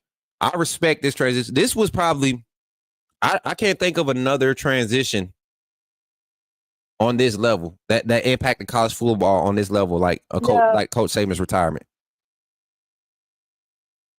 It was like Jekyll and Hyde all year. What team was you going to get? Mm-hmm. Yep. Man, that's crazy, man. And we're already in December. Like, this is crazy. We're in December. Now, next month we'll be talking about, man, y'all remember last year? Actually, shoot, a month from today is the national when the national championship game had been played. And then 3 months from today, 3 days after a month from today, right, is when Kalen DeBoer would have got his first got his signed the job. Took the job to be the head coach. Goof, I can't even go to the actual live games because my sensory issues would go up to, oh Lord. Praying for you. They'd be hauling you off the jail, wouldn't they? But Cindy, I mean, next year, I mean, give me your thoughts, final thoughts on this season, your overall outlook, this staff, the players that we got coming in as recruiting class. There's a lot that to look at. I give it an A for the recruiting class. I'm excited about the defensive players we got. Mm-hmm. Ooh, yes, I can't wait. Luke Metz, I want to see him play. Yeah, I can't wait. I just can't wait to see how this. I can't wait to see how this staff just handles the off-season transition. You know, there's. Go ahead. I'm sorry. No, you go ahead. Go ahead. No, I want to throw a question at you. Quarterback situation. What do you think? You think it's going to be Ty, or are they going to bring the new guy in? Say what now? You think it's going to be Ty's game, or do you think they'll bring the new guy in? Cindy, don't get me to talking about that today. I don't feel like making folks more mad than what they is. I don't feel like making folks more mad than what they is. They ain't gonna want to hear the truth. And a lot of folks think I'm with the majority, but I'm gonna tell y'all, I ain't go. Cindy, I ain't doing it. You ain't go. Cindy, if we get up, let me see how many likes we got on the stream, cause folks got mad and started leaving because we didn't get in the playoffs. Oh man, they got mad and started leaving because we didn't get in the playoffs. But nah, if we can get, how many likes we got on the stream, chat? Where my mods at? How many likes we got on the stream? If I get a certain amount of likes, let me see. If I get a certain amount of likes, I give you my thoughts on this quarterback situation. Don't hang up yet. Okay. I'm about to check real quick. And while you're doing that, I just want to tell everybody in the chat hello. I hadn't been able to say hello enough times. Something's going on with my computer. I told you guys just download that YouTube app. YouTube. Get that YouTube app on your phone. I'll try. That's just like I tried today and I couldn't log in. Something's crazy. Dang, hold on. We just jumped from 63 likes to 74 likes. Let's get up to 80 likes and I'll give y'all my thought. Come on, guys. No, as a matter of fact, let's get up to 75. We at 74. I'll do it at 75. This ain't no exclusive. I'll just give my unfiltered thoughts on the quarterback situation. What do you think? Think Jalen's gone? We at 75 likes. Okay. I can answer both of those. We at 79, 80. Okay, I'm gonna give y'all my unfiltered thoughts on this. Cindy, you want to stay on the line for this, or you want to hang up because it might get ugly? Yeah, I'm just working. What you say now? I can stay if you want me to. Okay, stay on the line. All right, quarterback situation for 25, year 25, second year on the Kalen DeBoer. I'm gonna tell y'all this. For everybody that's saying Keelan Russell's gonna come in and start day one, this, that, and third, I'm gonna tell y'all this right now. There's no way Kalen DeBoer sat and talked to that quarterback room, anybody in that quarterback room, and said, next year, I'm bringing in a true freshman to come and run this new scheme that we're bringing to Alabama. There's no way he's going to do it. I don't care how good Keelan Russell is. Now, what is going to happen, this is my take on it. I think Ty Simpson will get the nod as the starter going into spring. I feel like Ty Simpson is going to lose the job in the spring. I think Ty Simpson will lose the job in the spring. There will be controversy coming into the fall. I really do. Keelan Russell early enrollee, some of the highest evaluation scores from the Elite 11. You look at Ty Simpson's evaluations, nowhere near. And these are things that are consistent throughout time. When you talk about QB development, they're consistent over the past like 12, 15 years. When you look at these key attribute evaluations and things of that nature. Yeah. But Ty Simpson will lose the battle in the spring. I don't think he transfers. I think we might see a Mack or Lonergan transfer before we see a Simpson transfer. How much eligibility does he have? Ty Simpson? Yeah. Ty Simpson still has 2 more years. Oh, okay. All right. Yeah. But what I'm going to tell you is this. Ty Simpson's not going to leave next year. Simpson can come and gamble. He could come and compete for the first. And this is my opinion, y'all. This ain't facts. This ain't no inside scoop. This is me looking at it and how this roster is shaping out and what the quarterback room was looking. But fall is going to be determined on how Keelan Russell handles being the starter. I think Keelan Russell will be the starter going into next season. I think he will take the first snap of the 2025 season because he will prove himself and win the job in the spring and the fall camp.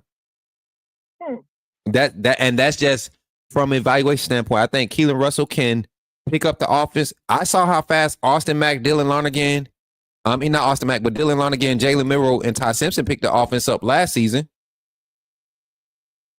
spring, and they didn't even have like preseason bowl prep, all of that stuff to go through film. Keelan Russell and those guys, they're going to get an opportunity to go through bowl prep. Right. They get to do all of that. Early, aren't they? They get an introduction, and then see. I don't want people to think at bowl prep they get all these practice reps and all this stuff. No, you get acclimated to the culture. You get acclimated to the climate of how you have to operate on a day to day. And when you have a high end quarterback, a highly skilled quarterback like Russell, he's not just an athlete. This ain't a kid that's just running around in the pocket and technically sound, mechanically sound, everything you want from a quarterback. Whether it's dual threat or pocket presence or pocket passer, you can put him in either category. He's going to be your top 3 quarterbacks. Huh. Well, what's holding Ty back? Does he get happy feet too often? What's that now? Or does he get happy feet too quick? Ty Simpson? Yeah. Nah, my thing with Ty is he has a short memory, right? Short memory.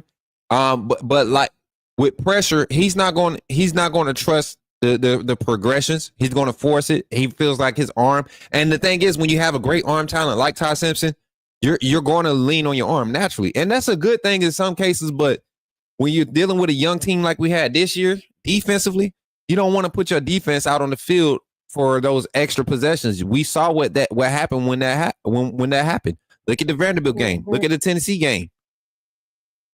So that's what limited him from getting on the field, and that's what I want people to see. Like, I believe if this staff felt like Ty Simpson could have gave us more opportunities to be efficient offensively, he would have been out there.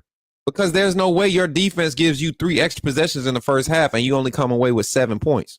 Or 3 points. 3 points. I'm sorry, 3 points. Yeah.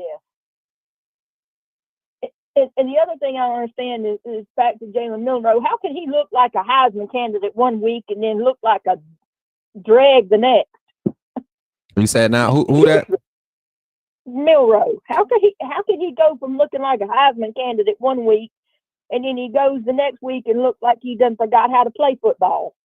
I say you lose focus when you don't keep the main thing the main thing. You see that type of performance. That's just my personal opinion. POP. My personal opinion. A lot of people want to blame the coaches, but I don't think it was the coaches. Me neither. I can't make a coach make the coaches don't make tackles for me, right? The coaches don't they call the plays, but the coaches don't determine what they've been taught. Like the coaches just teach you. It's up to you to catch the ball, Ryan Williams. It's up to you to make the tackle, Deontay Lawson in the backfield. It's up to you to make tackles in the backfield, Ja Latham. It's like I'm just saying these names because these are guys that were in key positions to be impact players like they were expected to be. And Ryan Williams did great. Freshman year, I'm not knocking nothing Ryan Williams did. Nothing. He went through a huge learning curve. His learning progression, his progression chart, his progression rate was that of a sophomore. Yeah. Right. How many times does a freshman become the focal point and get bracketed off in his first year? You said what now? I said, how many times do you see a freshman get bracketed off in his first year? Shoot, I mean, the last one we saw do it was Julio Jones. Yeah. And shoot, for real, let's be honest. We've had that happen over some years, like Minka Fitzpatrick, Caleb Downs, who else? I mean, Malachi Moore, 2020. I think people forget how crazy Malachi Moore. This guy doesn't look like a true freshman, and for him not to have spring training and fall camp, 3 weeks of practice on Zoom, and is that he's performing? Yeah, that was Malachi Moore.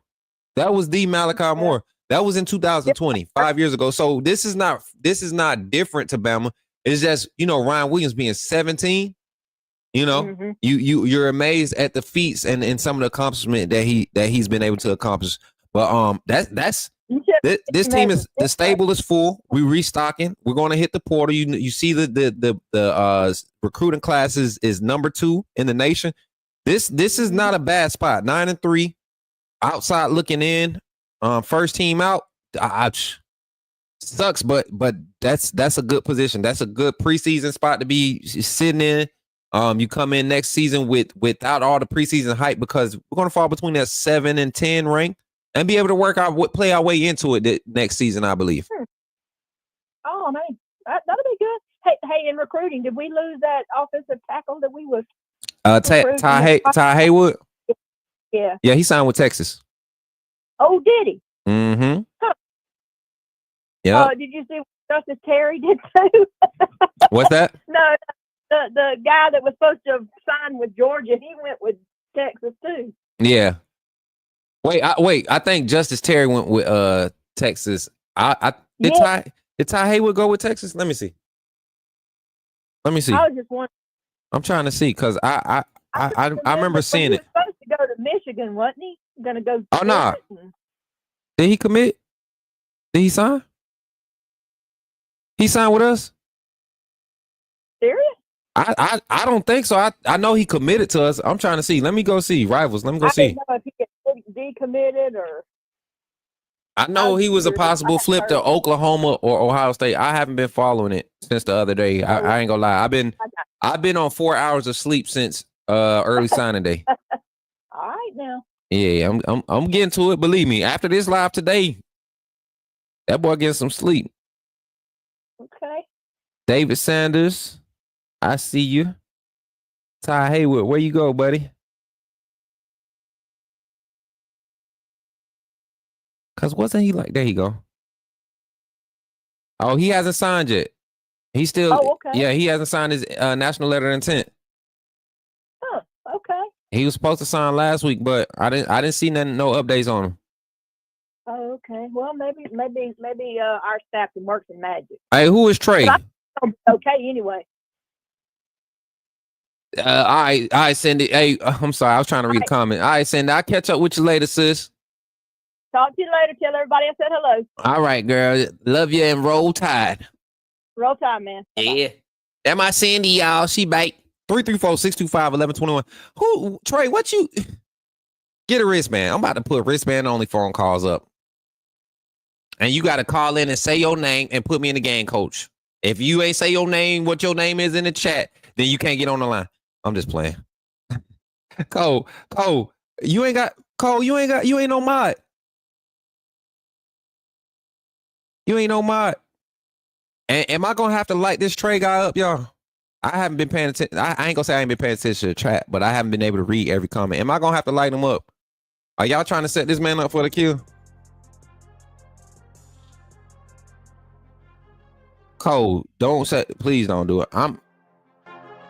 You don't need no more Bama on Bama violence today. The fair weather fans gonna do enough to aggravate me.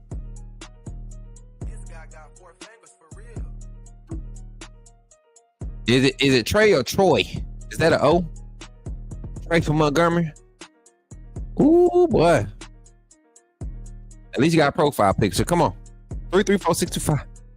334. I ain't roasting, man. I'm just a clown, bro. I just be acting up sometimes.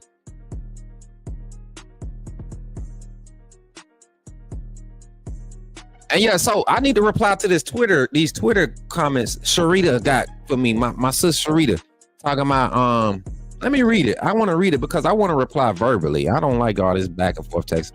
So she says, so people who question based on what was actually being said are stupid. Let me go to the Twitter on this.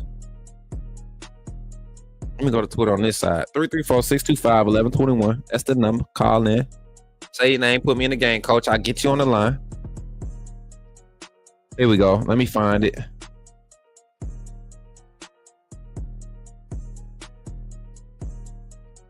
All right, so this is how I started. This is why I like talking. She asked me, so how stupid do you think everyone is now? We're questioning whether Bama was in. Just as stupid as the logic we have to accept, but it is what it is. I mean, I for questioning the letter of the law, right? What they said mattered. I felt like people were stupid for questioning what they said. You only could take them at their word. Take them for what they say. And then she said, so people who question it based on what was actually being said are stupid, but we're right. The people questioning it doesn't mean they agreed. It mean they were maybe more observant about. No, because if they were observant of all factors, then all factors would say Alabama was in. That's what people are failing to realize. None of these factors support SMU. And if you do the weight factor, only one factor helps SMU. They play for a conference championship. That's it. Not that they won a conference championship, they played for one. That's one thing in their boat that puts weight on them, that validates them getting the opportunity to be in the playoffs. They play for the conference championship. Not a top 25 win. You get what I'm saying? Not a conference championship, not the strength of schedule, like not in that order. I'm just saying those are things that have helped Alabama in the argument. So if you did a balance, who tallied up who gets checking off criteria by what they were saying, Alabama should be in. Simple as that. Simple as that.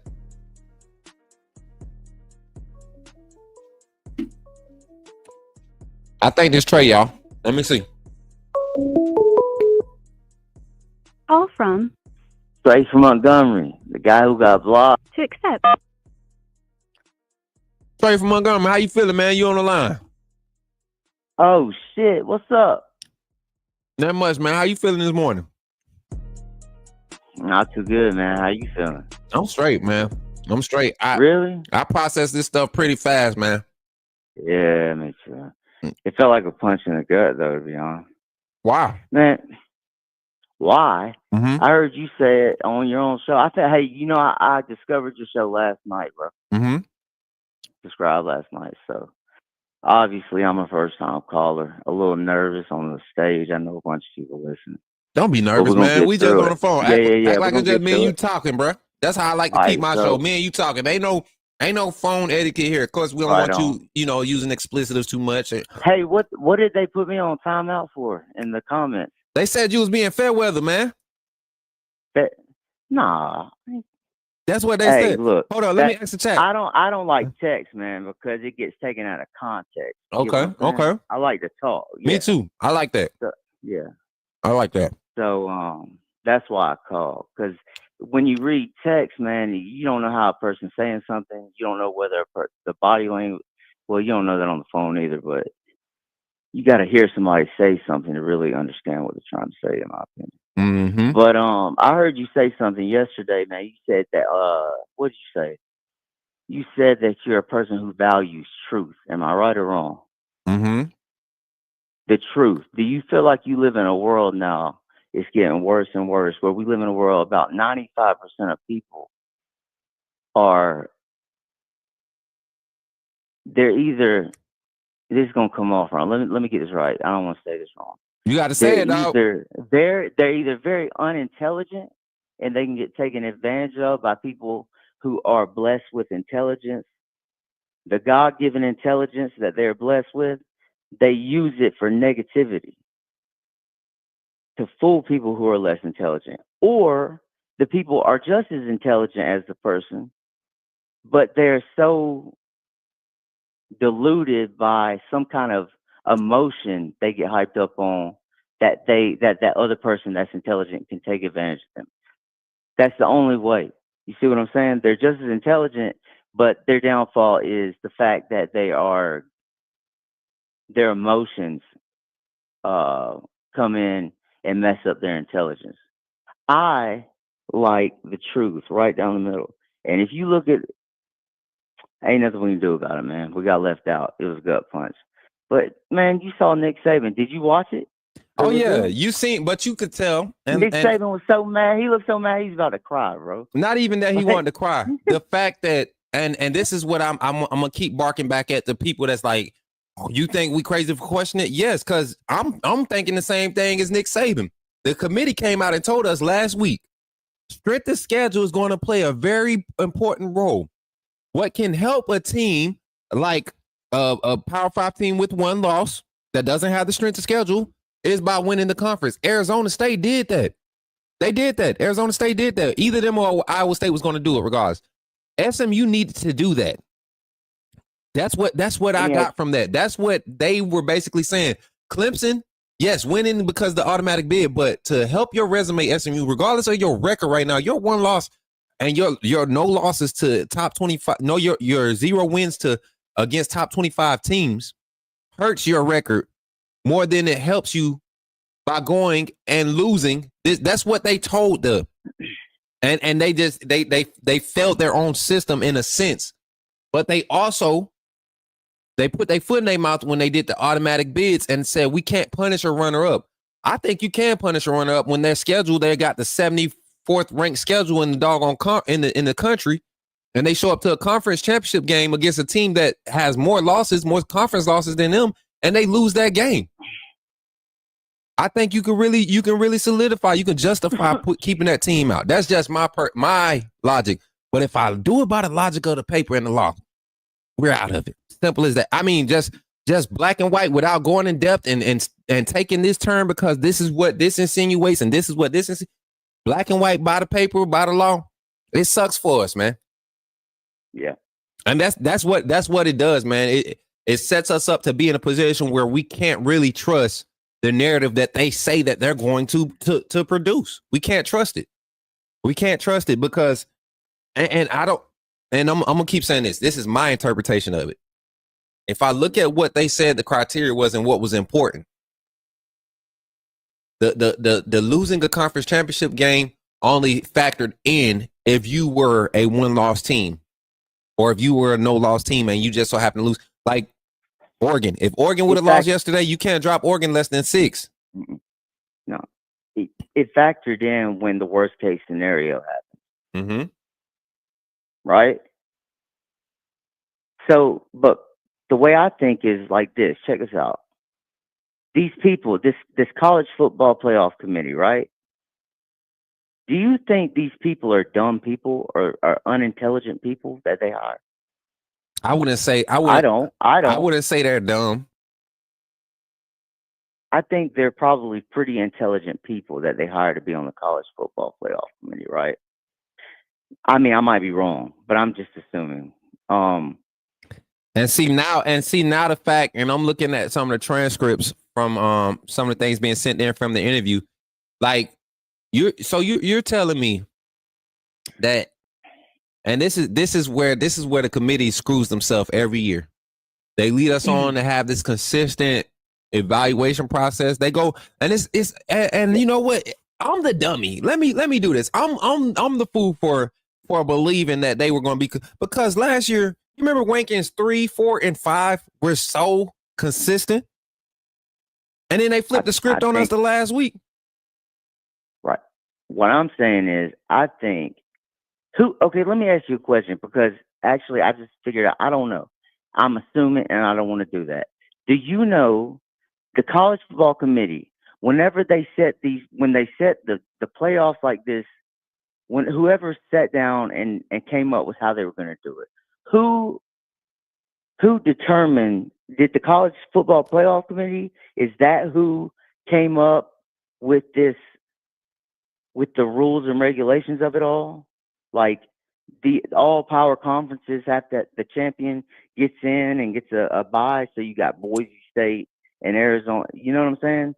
Did they come up with that, or did somebody else, and then they passed it off to the college football committee to rank teams? Like, who came up with the actual rules? Like, you see what I'm saying? Who came up with that? Because as far as the seeding, you talking about as far as the seeding?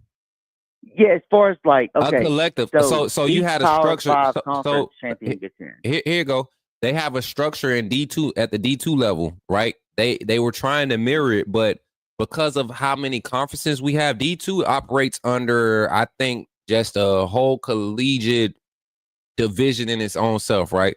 And you have your divisions match up or whatever, but they have a tournament. I think their tournament is like 32 teams. Is it 32 teams? Yeah. So yeah, and they play 10 regular season games. And see, this is something that I said would make sense, honestly.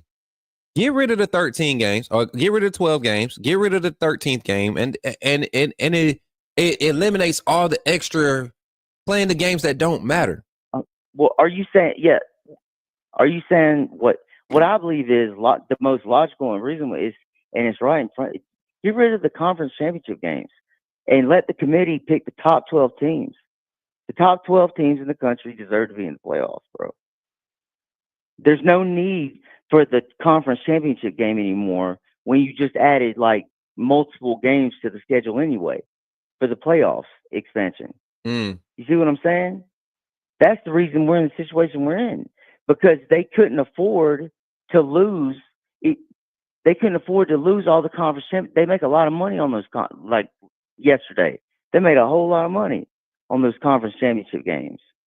So I guess it was more valuable to keep that yesterday going than it was to their fear wasn't as much that people would, like Nick Saban said, and it's logical for anybody that is logical and reasonable to see that now why would you the people that make your schedule at school, why would you make it hard? You're gonna make it as easy as you can. So that the conference championship games are a bigger draw. And I guess I could have seen that coming. But really what I was trying to say, my point is, do you not think these people were intelligent enough when they created this the way this is, that they couldn't see this coming? I think they could, but why? Why did they want it to end up like this is my question. I don't think they had like I don't think they were predetermined to set it up like this, bro. I think they gave. Do you think this was a whoopsie daisy? It clearly. That's what I'm having a hard time with, bro. Trey, I ain't gonna lie, Trey. I'm trying to figure out where you're going with it, because I'm still trying to figure out like the first question. You done gave me 3 different questions without asking me a question, bro. Okay, my bad, bro. My bad. Let's do one at a time. My bad. I'm saying because I don't want to. Hold on. Because you started the first, like, even the chat was like, where we going with this, and then you went to a different way. So I'm nervous, man. Work with me. So let's do one at a time. Hold up.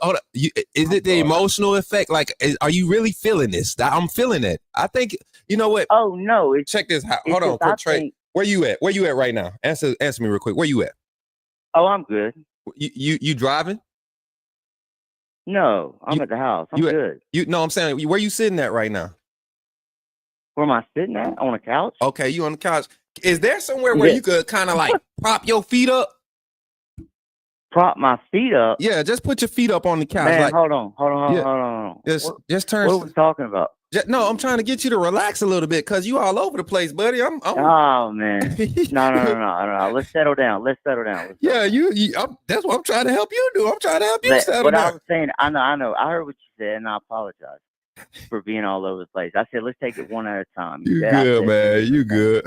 Oh yeah. Let's start with number 1 then, since I've said 3 different things. I hate it when people do that. But like I said, first time caller, I'm a little nervous. Don't be nervous, man. That's why I said relax, brother. No. Hey, I'm not gonna lie and say I'm cocky. I'm nervous. That's what I'm trying to say. I love the truth, man. The truth sets everybody free.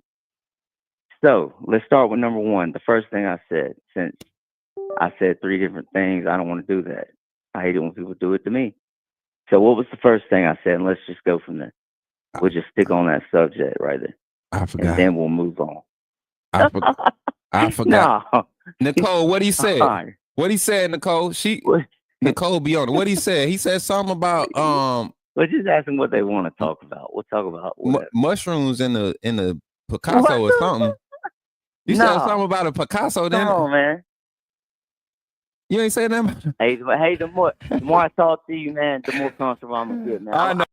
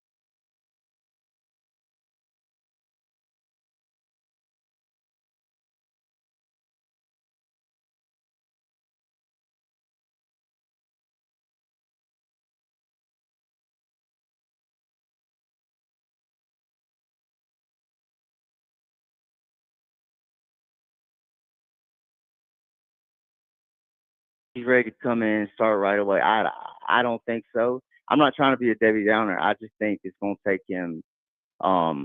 He's not gonna start the first year, man. But I'm hyped about him the second year and what he becomes because he is really good. And then what was the last one? For sure, man. For I'm sure, hyped man. about Keelan Russell. What's that? I'm hyped about Keelan Russell, but I don't think it's gonna come in the first year. He's not gonna be like a first year freshman phenom or whatever. I don't think, but I'm hyped about him. For sure, man. For sure. Well, chat. We got we got my guy Trey on the line for the first time. It was terrible, bro. Terrible. Hey, Trey. I will say this. You probably the worst caller I ever had. And I appreciate that, bro. No. This is gonna be, bro, Trey, this is gonna be probably one of the most viral clips I get to make, bro. You better call in more. It out. It's a good thing. Trey, last night I did this. Trey, if last you don't night I quit caring what people thought about me though. If your black don't call in my show again, I'm gonna be mad. You better call in every chance you get to call in my show. You I'm gonna get better and better, man. Hey, look, listen, I don't care what people think about me no more, man. Trey, you better not change. You better not freaking change. I mean, unless God tell you to, but you better not change. Cause that, like, you had my brain. I was like, yo, why my eyes? I looked at myself in the camera. Sometimes I catch glimpses. I don't like to look at myself. Go there with me, man. I didn't. Nah, bro, I'm good, man. I try to gauge it, man. Everybody think I'm some type of animal or something. I'm not, man. I meet the energy. Animal? I want. They do, man. They think I'm mean. They think I just talk trash. They think I hate on people. I just like energy, bro. Like, I'm gonna meet you where you need to be met at to get what I need out of it and get it out for everybody else. Like, I'm so social when it comes to doing for everybody, but I like to be by myself too. You get what I'm saying? I don't know if anybody else like that. Like, I like to include everybody by myself. You get what I'm saying? And then once I'm done including everybody, you get. So that's how I like to carry the community, man. Like, I like to present that type of energy. You come in, get in where you fit in, be confident in who you are, man, and enjoy the vibes, man. That's all we about, vibes. Right on. For sure, man. I appreciate you for calling in, old Trey. Hey, when you going live again? Tomorrow? What's today? Sunday? Yeah, we'll do live tomorrow. Okay. For sure, man. 8 a.m. Straight from Montgomery. Signing out. Sign up, man. Roll Tide. Terrible call. All right. Hey, terrible call, man. I'm gonna get that clip, man. We gotta get that clip. We got another caller on the line. 678 is on the line. Let's get him on the line. Let me see. Uh-oh, I missed it. Go ahead, call back in 678. 678. Oh, y'all want to do the 1, 2, 3, 4? Y'all ready? We're gonna do it to this beat. 4, 5, 6, 7, 8. God dang, I missed it. I can't do it right now. We got another phone call on the line. Let's get it. Who on the line? The Ron, Coach Smook. Put me in. To accept, press 1. To send a voice. Saran, what's up, man? You in the game? Talk to me, big dog. My guy. What's up, Smook? Hey, how do I say goodbye? Listen, Oh, man. I'm coming here. I'm finna drop some knowledge today. You know, I've been holding on, and I'm gonna drop some knowledge today. I'm gonna get us in a good mood after this travesty today. But travesty. That's what Rico called it yesterday. I posted that clip today. Alabama don't get in, it would be a travesty. And that's exactly what it feels like. Let me tell you something. The head of the CFP is the AD for Michigan, right? 4 Big Ten teams got in. That's a travesty in itself, because you mean to tell me that the Big Ten is better than the SEC? That's what you're saying. You're saying that we put the 4 top Big Ten teams against the 4 top SEC teams against each other, that they're going to dominate us. That's what he's saying.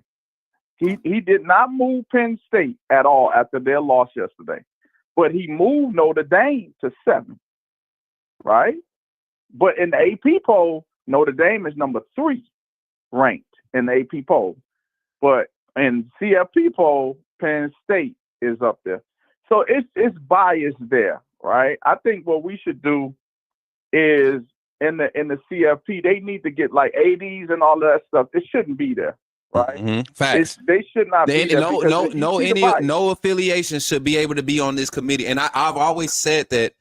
And if you're going to allow that, you need to do it to where it's retired personnel who are actually within the organizations, coaches, ADs, like things that, and we got to admit, like there's going to be bias no matter which way you shape it, because it's football involved. You're a fan. If you know the game, you're a fan of the game, and there's certain styles that as a fan you like to see. So you're going to be somewhat biased to that. And it's not, and a lot of times, well, I'm not going to say a lot of times, sometimes, very few times, it doesn't have to do with a brand. It's literally just liking football the way you like football. Yes, that's right. I'm going to tell you, Smook, number 2, travesty to the ACC. The ACC is, their AD does this every year. He masks his best teams in the scheduling so they can make the playoffs. I've been saying this for the past 3 years. He do not allow his top teams to play each other during the season. And you see the dilemma it helped with SMU, Clemson, and Miami. You see how that played out for them? Look at it. That's what I'm saying.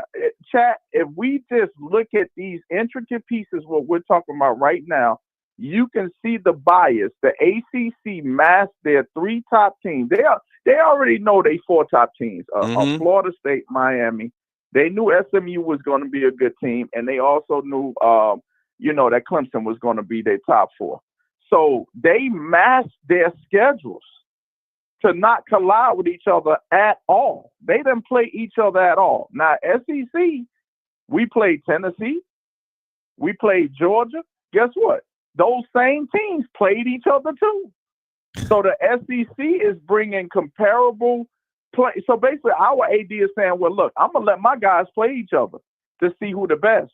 The ACC like, nah, I got to get my teams in there.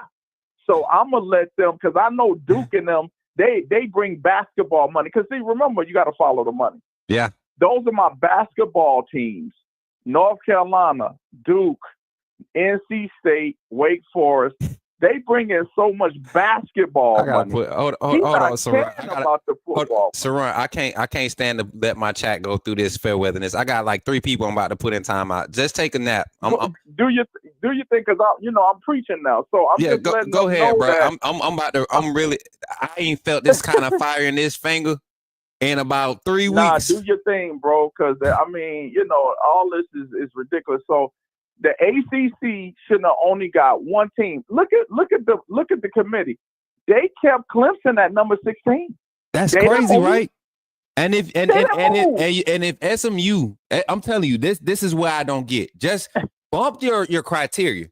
If you think that this team that just beat the team you had as the number 1 team in the ACC, right? You had them, you respected that what they were doing at that point in time. You even told them last week that they weren't going to be one of those top 5 teams ranked. Like you told them with their record and the strength of schedule, you told them you may be the best team in your conference, but you're still not one of the top 5 teams. You're not one of the, you get what I'm saying? So you got an opportunity to do that. You got an opportunity to do that by going and winning your conference. You can't do that, then you don't deserve to be it. Come on, man. It's a loss. I don't care who you lost to. You punish every other 0-1 loss team with 4 drop spots. Why you didn't punish SMU with 4 drop spots? No, listen, Smook, you hitting it on the head. Another thing about this as well, to even add on to what you're saying, right, is Clemson, if they were looking at head-to-head battles, right, that's what he said and when they interviewed the CFP head. Georgia beat the brakes off of Clemson first game of the season, 34-3. Now, Georgia beat who? Texas twice. Guess who Texas got first round of the playoffs? Clemson. So if y'all was looking at this from like you said, we're looking at head to head, and that's how we schedule things. Well, you got Texas playing Clemson first round, and Clemson won their championship game. So at the end of the day, that don't make sense either. It don't, right, bro. There. It don't. And so, and this is one thing I will say about the staff on the panel on the reveal show, the ranking show on ESPN. I think everybody as a whole across college football, and maybe not, I ain't gonna say as a whole, because you got the weak schools like Arizona State, Boise State, that know doggone well if you line up even with SMU right now, you got those schools that they love this whole resume narrative, because if you line it up on what's on the doggone field, what happens on the field every week, it'll be a heavy draw of SEC teams, and I'm not going to slight any of the SEC teams. I'm talking about there are 4 teams with 3 losses in the SEC right now. You got Texas A&M, you got Alabama, you got Ole Miss, and you got no, it's not A&M. Is it LSU? But no, someone you saying that. A&M, Alabama, Ole Miss, and South Carolina. Yeah, those 4 teams right now. Take Alabama and put us in the Mountain West. Then give us a Mountain West schedule, right? Take South Carolina and put them in the ACC, because they just beat your ACC champ.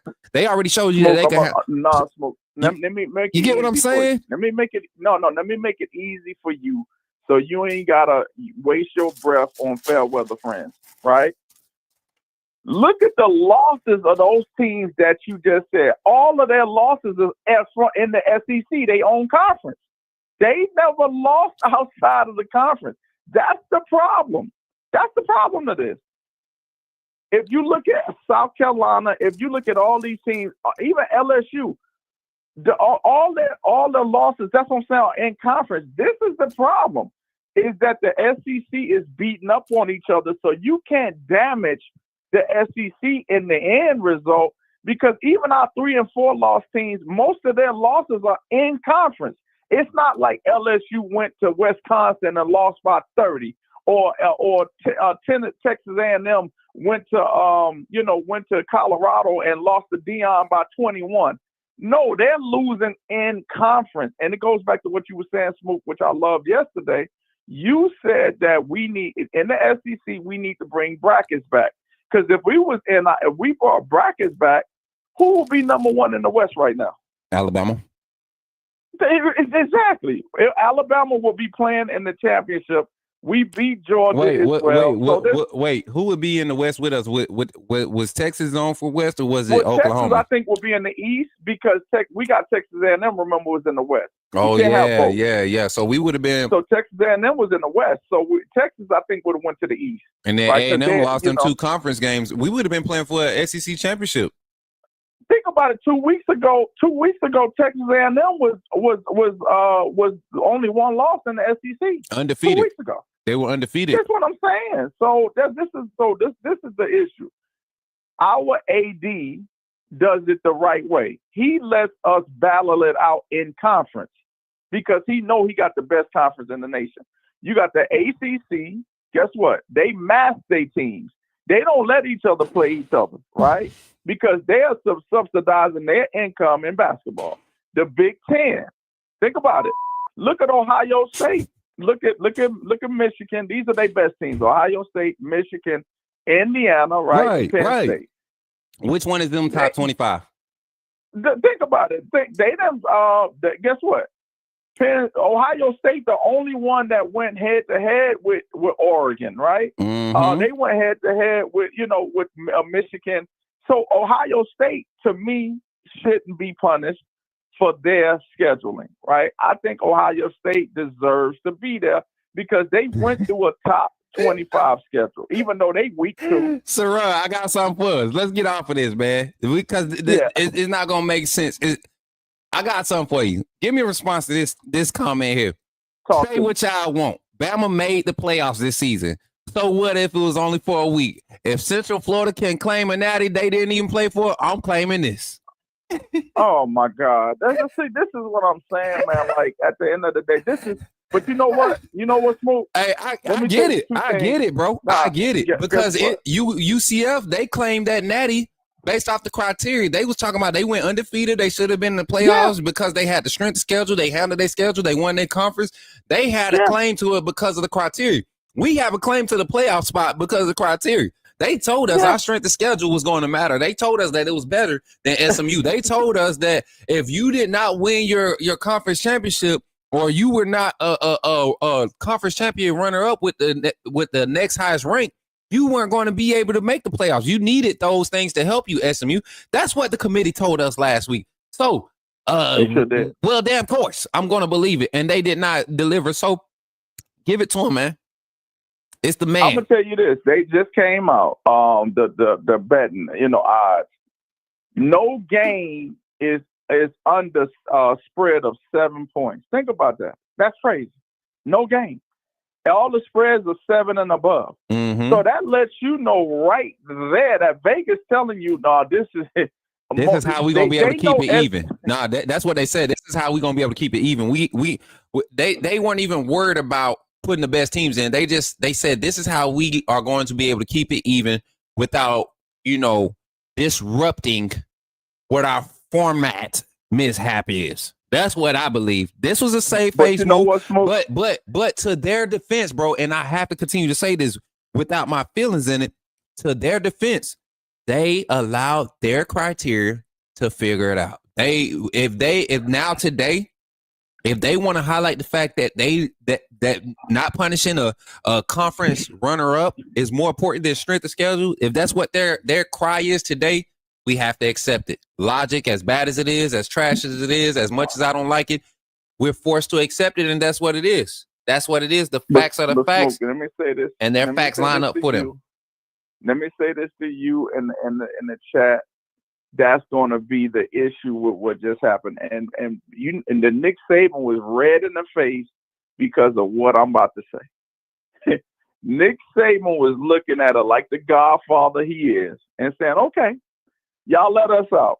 All right, cool. Well, I'll tell you what. We going to mess the bag up because we the team that could mess y'all bag up, period. So y'all want us to start playing these schedules? Okay, we going to go play Temple then. We're going to schedule Temple and beat them by 60. We're going to schedule Arizona State, beat them by 50. We're going to go and schedule these things. And guess what? It ain't going to be no more prime time SEC, Georgia, Tennessee, and Georgia. No, you're going to get what you want. And that's going to mess up your bag. So all these people that's crying on say, y'all didn't make it. Years from now, you're going to be crying when you seeing games that are lopsided. And you're going to be like, it's going to be like the NBA. It's the same thing. Bama ain't played nobody. You remember 10 years ago, what's this, 2015? I mean, 2025. So let's say 2015. Yeah, they were saying that, 2015. Bama don't ever play nobody. When we went on like that 2011 to 2017 run where every year was like, why? Yeah, that's what it's going to get. It's going to go back to that because it's going to go back to that. You know, that's what they want. You see, then everybody going to see Bama, when we play on TV, we getting 20, 30 million views. Yep. That's going to be the problem of the CFP. So don't get it twisted. Watch what I tell you. Mark my words, because you always follow the money. Mm-hmm. When Texas blow the doors off of Clemson and Penn State blow the doors off of SMU, and you start, and then the second round game, which is a travesty to Oregon, they got to play the winner of Ohio State and Tennessee second round, and they're the number 1 seed, which is crazy to me. When this finishes out and we see who wins the championship, which I personally think is going to be either Georgia or Texas, what's going to happen to this is watch the CFP come out and NCAA and say, hey, no, we can't have this. You know, we can't have it like this. We're going to change things. We're going to go ahead and now set up another operation of scheduling. Watch what I tell you. You're going to see it happen because they know that Alabama, this is how strong our school is as far as making money. They know that if we start going back, like you said, Smook, to 10, 12 years ago, watch what happened. And then the thing about it, Smook, remember I told you this a couple of weeks ago. I said, wasn't Western Kentucky in their championship game? They just won it. Didn't they just win it last night? They lost Friday night. They lost to Jacksonville State, Alabama, team. But they was in their conference championship. I'm saying Mercer. We played teams in non-conference. Quality teams. Hey, Saran, we're going to let you finish the rant tomorrow, bro, on the morning show because we got a special guest in the back office, in the back, in the green room, and I'm trying to get my brother on because this is right here. We got royalty. We got Bama royalty, Bama coverage royalty in the building. So I'm going to go ahead and get my brother on. For sure, bro. All love, man. Appreciate you for calling in, Saran. Smoke, love you, man. Let's go. Roll Tide, man. Love you too, bro. Yeah, man. Shout out to the big 98 likes on the stream today. Y'all, I got a special guest for y'all, and this is how I know this is love right here because y'all ain't gonna believe him when he come on the screen. Y'all ain't gonna believe who it is, yeah.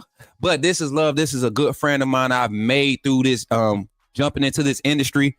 I think he really found out who I was after the huge situation, but since that, being able to make contact with him and someone that is very close to him, but someone that I got very fond of and became close to, watching Big Elmo pass, man, and consulting each other through that process.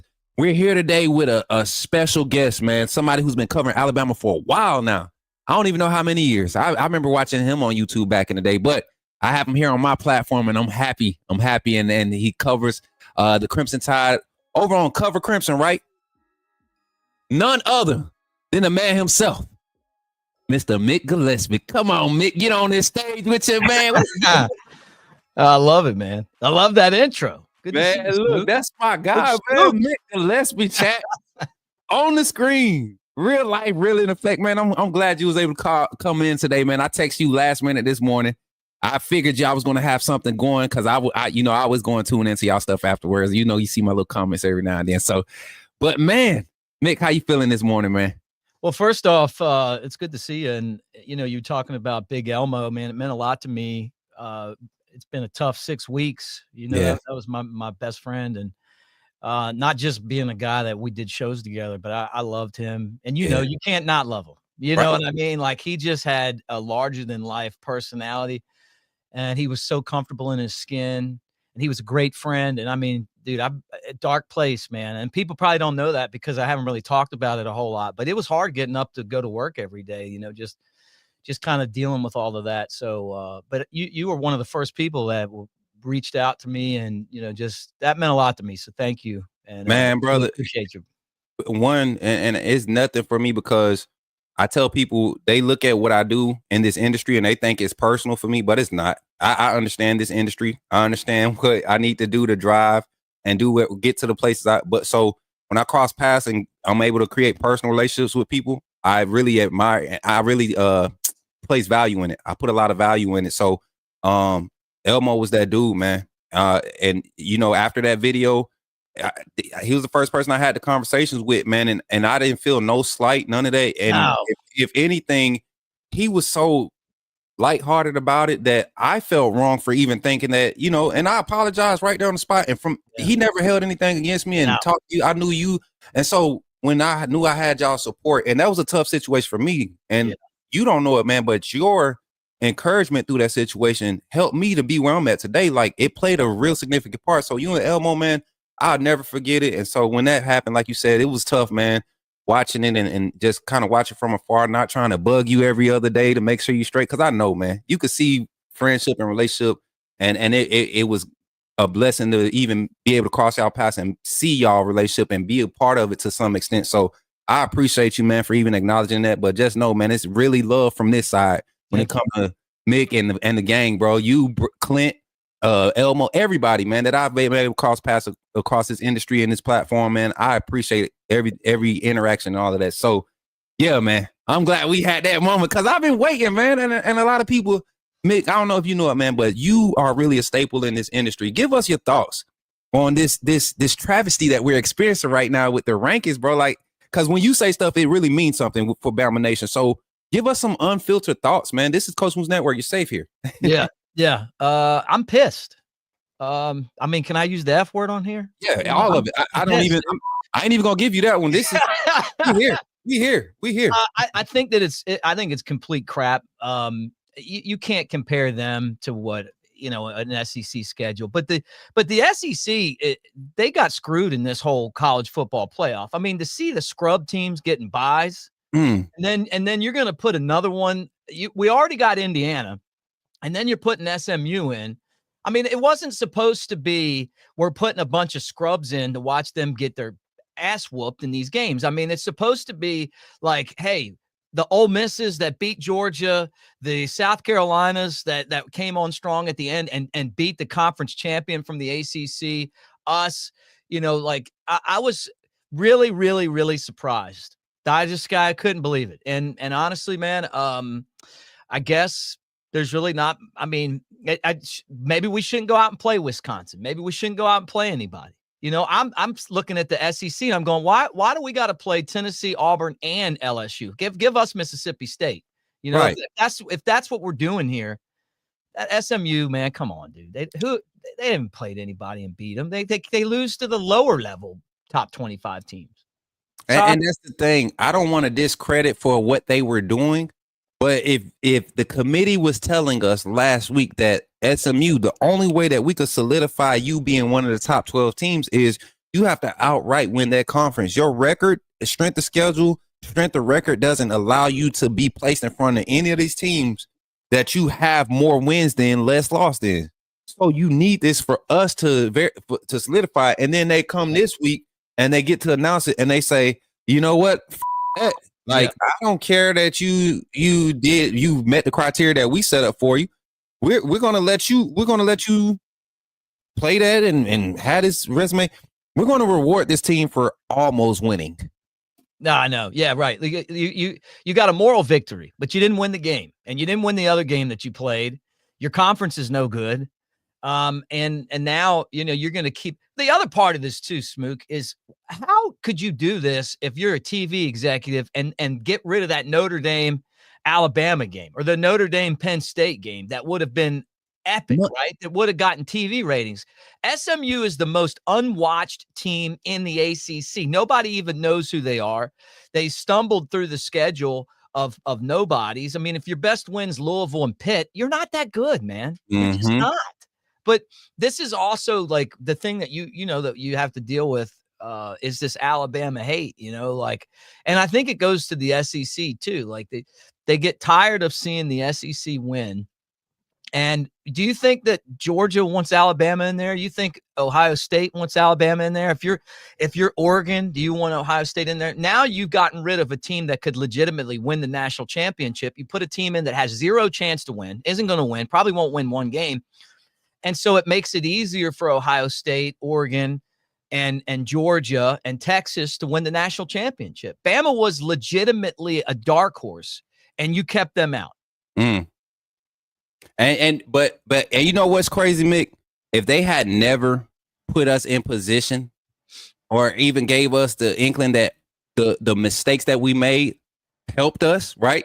The way we handled those mistakes. When they started getting into the whole road losses, ranked road losses, this team, even though they lost at Oklahoma has a ranked win, something that SMU can't even claim. Like, these are things that I started having to research. I'm like, okay, that matters this year. Wow. They're going to say this matter.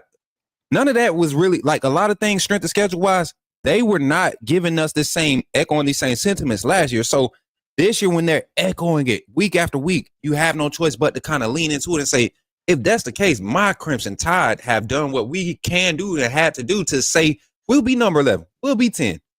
We know we're not 6. We know we're not 7. We know we're not 9. 10 to 12, we could understand that. But to say that we've done everything we can to be number 11 in the rankings, right? Number 11 when we were in the final college football player, and now we're giving runner-ups automatic bids for almost winning. Come on, man. It doesn't. It can't. If you lose to a 9-3 runner-up team or the 9-3 second place team in your conference, you don't deserve to get an automatic bid. You don't get to get a at-large spot just for being your strength of schedule and everything. Your resume has to fall into a different criteria, and now you compare all those teams who aren't automatic bids on a level. You can do that, and it's fair. You can do that, and it'll be fair. I just feel like that they sold us on this college football playoff, and all it was just a way to get teams that don't deserve to get an opportunity that they don't deserve. Yeah. And look, it's like anything else. If you play easy competition, you should win, right? The SEC is the SEC honestly needs to get with the Big Ten and get rid, because the other teams aren't going to win it anyway, and just do their own tournament, and there's 4 teams that are left out of the SEC that are better than 4 teams, and 2 of them have buys. I mean, what kind of playoff is this, right? I was surprised, though, because I thought that the TV executives would be smart enough to be like, hey, man, we just spent $1 billion on this. Right. We can't have you putting in your moral team when you know good and damn well that they're not going to win anything. Nobody's going to watch it. Nobody's going to care. All right, let's get some reactions to some of the comments. My chat gets real active and fair weatherish when we in these adverse situations. Ghetto Streamlab says we are supposed to be the standard. Too much pissing and moaning. We didn't handle our business. The way we lost in Norman sealed our fate. I can't even disagree with that. Those are just facts. That's not fair weatherness. That's just facts. Like, this team had opportunities to keep this from. And I look at how we handle it. Even though we're on the short end of it, I think the staff, this team, egos were challenged at points in time, multiple times throughout this transition, this season, to be 9-3, fighting for a spot, having a chance to be in. I rate this season a solid success, man. A solid success, a solid foundational point to build from. Not saying we did everything perfect, but I don't feel like we regressed, because some of the same issues we were seeing last year, we saw them pop their head and peek their head up this year. But I think we set ourselves up for a nice future. Looking at the results of everything, Mick, kind of what's your idea looking forward? Clearly we can't allow the committee to have a say so, or we can't put ourselves in position for them to really manipulate what we deserve. Going forward, what's the mentality of this team in your mind? Well, I feel like, kind of in a way, like, I get it. We didn't win at Oklahoma. We did. The problem is that we weren't disciplined enough. Like, we weren't able to handle our success. And I agree with that. And we have a high standard at Alabama. Coach DeBoer is trying to figure out how to do that. The leaders on the team were trying to figure out how to do that. They never really got that done, but they still had a 9-3 season that was better than Oklahoma, than SMU. And then the other thing too is, if SMU would have beaten Oklahoma, I bet it would be their best win, right? I mean, when you talk about, like, if they would have gone to Oklahoma and beat them there, that would have been really significant in their program, because they don't have any wins like that on their schedule. The world of college football is different now, because teams can just go out and buy all the things that they need, and with the transfer portal. So I don't know that we're ever going to be in a spot where we win all those games like we used to. I think it's going to be like this a lot, where you're grinding it out every single week. Right. You're trying to get these guys motivated every single week. The fact that they discount wins over Georgia and at LSU and Wisconsin on the road and all that stuff, to me, and you're comparing it to a team that's best wins are Louisville and Pitt. That's why I don't agree that we didn't handle our business. I mean, I know we could have had it a lot easier. We'd have been right in, but it's just there's just so many tough games on the schedule. We wanted that too. I mean, how many years were we sitting there watching bad football? Right. With the matchups, but I guess I don't know. I mean, I don't know what the proactive thing is to do for Alabama other than just to keep going and recruiting and watch Kalen DeBoer do it in the transfer portal. I think he's got to find players that match his personality because he's not the kind of guy that's going to be in your face yelling at you. You know, so you gotta be really self-driven. Yeah, right. That's right. I like that. I don't Mick, think I think we were you in that circle when we first went for the his first post-practice interview, and we were kind of like, man, it's like we were saying like the players, why they walk around so free? Like it was weird. It was like they were uncomfortable being able to rely on like, okay, meeting over here, or you know what I'm saying, like hey, let's go work out. You know what I'm saying, like that's so. That energy, and you saw there was kind of a clash, especially the first 6 weeks of the season. There was like a clash of interest. Let them play, let them be them, but at the same time, we have to have some type of structure. And I promise you, man, the outcry with the fake jump shot on the screen, we didn't see that no more the rest of the season. Correct? Yeah. So I think Kalen DeBoer did a great job in managing how much leash to give them so they could self-correct, and then also providing putting the right tools in place to create the right self-guidance for this team, because I saw you saw the people that were kind of about themselves, they kind of just naturally separated with respect. There wasn't a lot of drama around it when people announced the portal or announced their plans. It was kind of like a natural respect. You didn't see a lot of backlash or feedback from the staff. So I think the culture is taking a turn for not the better, but advancement. I can say we're taking a turn for the advancement. I ain't gonna say it's better. It's going to be advanced. We're going to continue the same trend, and that will roll over into a full off season of preparation and evaluation to have the best assets on the field next season. I agree with you. And that's exactly the advancements. I never used that term before, but I will now, and I'll give you credit for it because you're right. Well, here's the thing, man. I've never responded to people yelling at me. I just don't like that, you know. And could I have played for Coach Saban? I mean, I guess when he's the best ever, you just deal with the fact that the guy's going to be, you know, yelling at you all the time. But there's a transfer portal. You can leave whenever you want. You know, you can get paid to go other places. You got to make it fun. And so you got to figure out how to do that. And you know, kids, I don't want to say they're soft now because I don't think it's that. I just think that it's different now. Like, you know, and the way that you respond and the way that you teach and kids learn is different, you know, because I mean, I remember people telling me, and I'm from Baltimore, so we didn't have this where I was, but I came down to Alabama for school and they were telling me about how they got spanked in school, like really got spanked. And we didn't have that. Because I think we would have like freaked out on the teachers or something. But I mean, I would hear from my friends and be like, well, I was talking in class and they hit me with something. Like, what? Well, now everybody's like nobody's spanked anymore. You know what I mean? And you're right. So like the yelling and the all that kind of stuff, it's just different the way that people learn. So I think Kalen DeBoer in that aspect is the right guy. I really like the guy too, man. He's so nice. We got to figure out how to get success.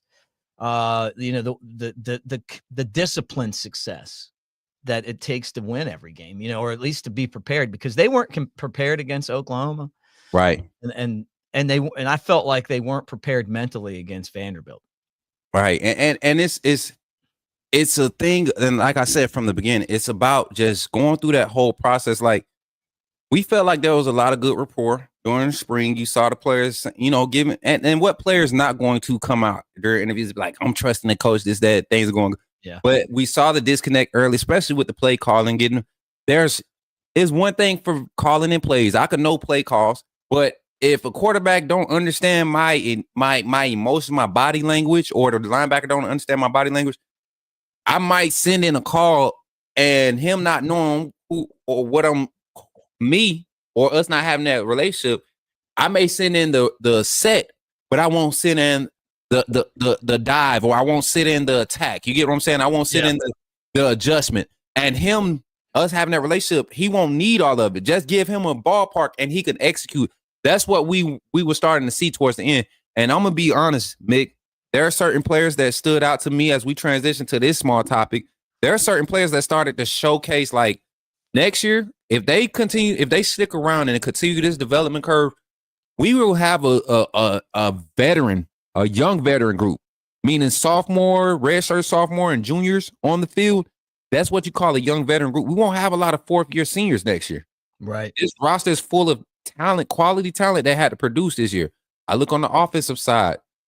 We're losing 3 offensive linemen, but look how many offensive linemen had to come in and play. Oldest Allenine had to come in. Rock Montgomery had to come in. Wilkin Formby was in and out the game. Naquil Bertrand, guys who got meaningful reps at meaningful times of the season and garbage time.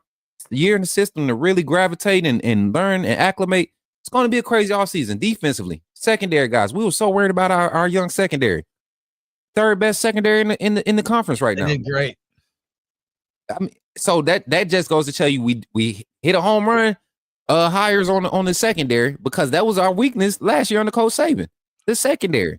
So I look at this short term, this window of development, and I can't be more satisfied. If you had to name some guys that's starting to kind of step up for you or trending in that direction of showcasing that leadership and momentum setting tone setting ability, who are some guys that you kind of come to the forefront? Justin Jefferson was the guy that I wanted to mention too, the linebacker.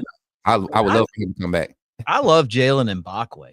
I just do, man. I love him. I mean, Xavier Brown has come on so strong. Like, I think he's going to be a lot better.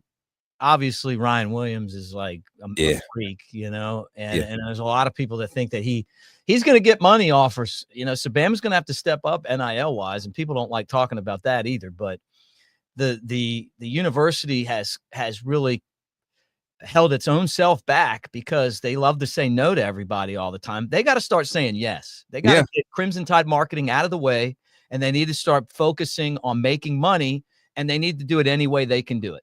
Because you want to keep super talented guys, it's going to cost you some money to do that. But, so I guess, those, you've mentioned the secondary guys. I mean, those two dudes in the secondary, Mbakwe and Brown, I love watching them play. And then I'm curious to see kind of what the quarterback spot looks like, because I think Milroe is going to be a first-round pick. I wouldn't be surprised if he doesn't opt out and start working on the NFL draft. And I don't know that that's until they expand the playoff where all these games are significant. If you're a player, why would you stick around? You are we going to be in the Cheez-It Bowl? I mean, is that where we're going? I think so. That's what I was seeing. And if that's the case, who cares about that bowl in this format? You don't the 12-team playoff is plenty. If your team can't make it in the top 12, I understand not coming back. And so for me, draft players as a coaching staff, I'm looking at this opportunity. I got early enrollees showing up next week. Yep. I got my second string QB too that we've been questioning, should he have an opportunity? See what he's got. Let's put him in. See what he got. No subbing, no passing of the torch ceremony in the game. Let all these veteran guys that's planning on transitioning, whether it's portal or draft, let's handle. Because honestly, I believe, and this is something that we should have paid attention to last week, Mick.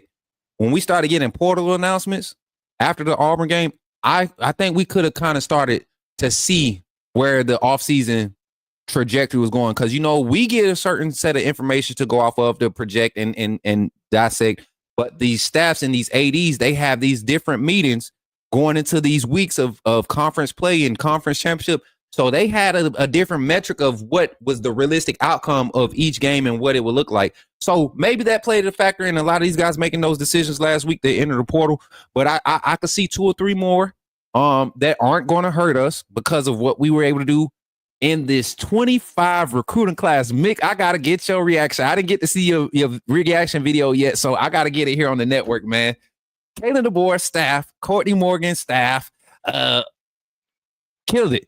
Yeah, they did. Hey, Clint did a video on Cover Crimson where he went through and talked about every player, where they got who they would look like, what they would do. And I got finished and I was like, man, this guy's so good, because I didn't get with him ahead of time and say, hey, is there anybody I shouldn't ask you about or whatever? He just ripped right through it. And it's stuff that I don't know. I mean, I just know who they are and what they bring to the table, but I don't really know all of that stuff, like what they're going to look like, what exact position they're going to play, what packages he thinks that guys are in. but they did great, man. I mean, they did great. The offensive line group, obviously, one of the best quarterbacks in the country. I was glad to see Derek Meadows. And, yes. I talked to Caleb Cunningham a couple times, and he's a really nice guy. And he was telling us on the show, actually, Big Elmo and me, we had him on like during recruiting when he was a Bama commit. Yeah. And he was like, yeah, I was there. He was like, and Derek Meadows, he was like, he loves Alabama. Like, he loves it more than me, And so when he ended up, going to Ole Miss and Meadows came, I thought, man, this is what you want. You want somebody that, like, here's another recruit that had no idea that this guy was going to flip late and come to us, but that loves the university, that kind of got the bug. So I was excited about that. We wondered if, what was it going to look like without Coach Saban, right? And would Alabama be able to recruit at the elite level? And there's no drop off. And that to me is amazing. And then the other thing to know that we have work to do in the NIL department, yet we were still able to get so far the number 2 recruiting class and to get so many interior guys that I think are going to help us, man. So I hate my chat. Rich, I don't want to be there either, man. I just don't want. I want to opt out of covering the Cheez-It Bowl. I woke up feeling the cheesiest, coach. That's what my chat said. Rich, go to timeout. Rich, I should take Rich to the red room and put him in that chair. Boy, you acting up, Rich. You acting up, man. But yes, I'm right there with you, man. And everybody likes to give Courtney Morgan so much credit. He has a huge part in scouting out the personalities and talent. That's the huge thing with having him as a former player. He understands the game of football, and from a general manager standpoint, that's what you want. You got some guys that watch the game, never played, never been in a locker room, and they could evaluate skills, but they can't necessarily put together the perfect locker room. Yeah, that's true. Been able to happen with Courtney Morgan's every stop. He's able to put together the perfect locker room. Right. You don't see a lot of drama under his whenever he's at the helm as a general manager at his 3 stops so far. You haven't seen many player issues. Like this year at Alabama was the first time you saw some major issues happening with players under Courtney Morgan. You had 2 incidents at Michigan the year he was there. You had one, I believe, at Washington. It was like a small driving incident, DUI incident or whatever. And then you come here, I think we have 2 major incidents that weren't really like major incidents. They were more like high school drama, the leak and all that stuff. But you look at everything that's transpired, and it almost feels as if we have Coach Saban this type assertion or approach with a different vibe, like a newer, more acceptable and embraced vibe. And so when you have players like Derek Meadows and Caleb Cunningham, you look at the skill sets. I like Caleb Cunningham as the more complete receiver, but I got 6'6" Meadows that we didn't get to use 6'5" Odom. He didn't have the extensive knowledge of the offense to be able to man that X position like Kalen DeBoer wants, and nor were we using the quarterback like he would tend to want to tend to do. So you get Derek Meadows in, you get 2 guys in there that you kind of train. And honestly, I believe the other tight end, not Caleb, not Edwards. What's the other young man's name? Pritchett, Marshall Pritchett. Yeah. I think he gets converted to X2. You look at his build and everything. Literally, what they're trying to pack on weight for Odom to do. So there's so many assets and factors that were in place when you solidify with getting a number 2 ranked recruiting class in your first full recruiting cycle in the SEC, where you beat out some Kirby Smart for some of these recruits. You beat out Sarkisian for some of these recruits. You basically keeping Haywood away from Oklahoma. Everybody knows Venables wants to solidify that class with Ty Haywood. Yeah. So, I mean, we don't have the commitment yet from Haywood, but the fact that it's being carried out this long, to me, is a solid thing to let you know that we're starting to make some changes. And to your point, Mick, I did want to say this. That NIL, that conversation is being had. Yeah. I mean, like, we talk to people, but that's a serious conversation because Yellowwood up the road down there in that Cal College, he dropping bags, man. Yeah. Yeah. Well, that's what we don't have like the super boosters like some of these other schools have, like Texas and Tennessee. So we're going to have to do it. We're going to have to be creative. You know, I talked about this on my show today. You gotta look outside of the box, you know, and Bama's so good at internal fights and, you know, saying no, and everybody's wants to have the pissing match and win. I worked there, you know, I called it the Viper Pit, you know, like everybody's got their little stake of property and don't come on my yard. You know, look, if you want to stay relevant, you want to stay at the top of the mountain or at least close to it, you've got to have money. And the way that you're going to do that is you got to do stuff like Tennessee's doing. You know, you got to add a tax, an NIL tax to your tickets. You're going to have to make your concessions better. You're going to have to make them more profitable. That money's going to have to go to the players. You're going to have to do an entertainment district like Tennessee's doing. I'm watching all this other stuff. And I'm like, what are we doing? You know, when Mal Moore took over, Bryant-Denny Stadium was had fallen behind. And then he didn't build it up to the standard. He built it to exceed the standard, right? Well, now we're and that goes with the facilities themselves. I mean, I had guys tell me they went to the NFL and it was better in college for them with all the facilities and the food and the training and all that stuff. You know, that's how Alabama was able to win a lot of these guys over. You know, now it's the NIL aspect, and the way that they're going to do that is to make money and be creative. So, the coaches are going to have to put their foot down on, you know, some of the people behind the scenes. I get it. Hey, look, we spent a lot of money on rights. We spent a lot of money on this and that. But if you don't have players and we stink, your property's not going to be worth anything. You know what I mean? So hopefully that's the direction that we're going. And I think that there's definitely an internal push to kind of get there. You know, but the more we're going to have to just keep building the war chest, man. And it might be like small donations. And it will. I think collectively you start looking at how the alumni is starting to come back and want to be inserted. And I think it's more so of a vulnerability there because of how strict it was when Coach Saban was around. And even with us, man, like even in media, what we're doing right now, sitting right here, having these hypothetical conversations about what these players are thinking, we're going to get pushed out the way in the next 3 or 4 years. If we're not continuing to advance and build what we're building on these brands, we're going to get pushed away because you see Travis Hunter. I'm up live last night doing my call-in show till 5:00 this morning. For some reason, I don't know what got him, what got in my brain.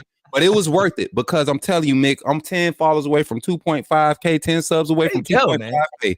And I'm glad that because it was a moments, man. We just created so much content and interaction last night, got a lot of thoughts, had a lot of, you know, realistic and so. But other than that, you look at it, man, and what's happening with college football is it's becoming junior pro level, right? Yeah. You got kids, Daniels at Kansas just agreed to come back for a year and what, 4.5 million, some crazy nothing like that. Like you agreed, a college student agreed to come back to school and play college football for a set amount of money. It's crazy. That's where we're at, but that's where we're at. So in media, Travis Hunter up game streaming till 4:00 in the morning, you know, talking to chat. They ask him about practice and stuff that he do. He telling them. Yeah.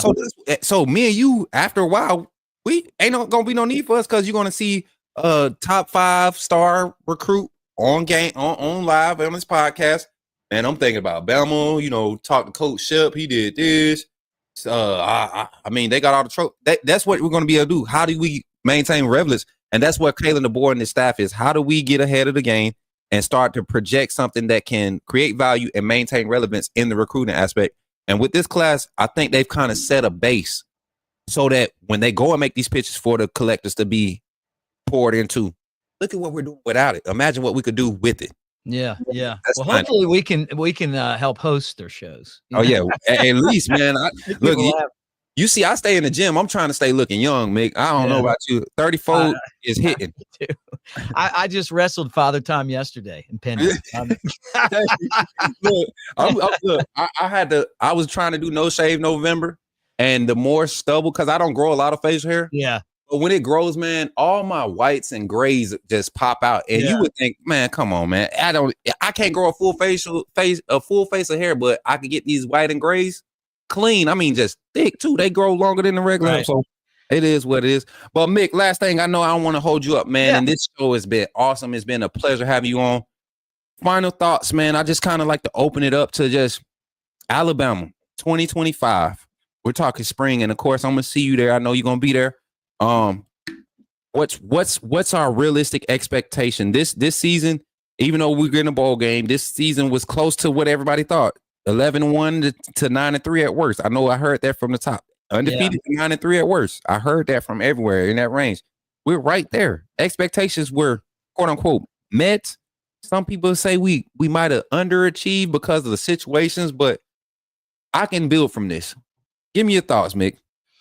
Well, my buddy Shank thought 8-4 was going to be a successful season. I had higher expectations just because I thought that we could have ended up, and I still do. I think we could have easily ended up with 10 or 11 wins. Mm-hmm. That there's a learning curve involved in this conference, and I think Kalen DeBoer was going to figure it out. But the tough part is that every single week, doesn't matter who you're playing, somebody, and go Cubs.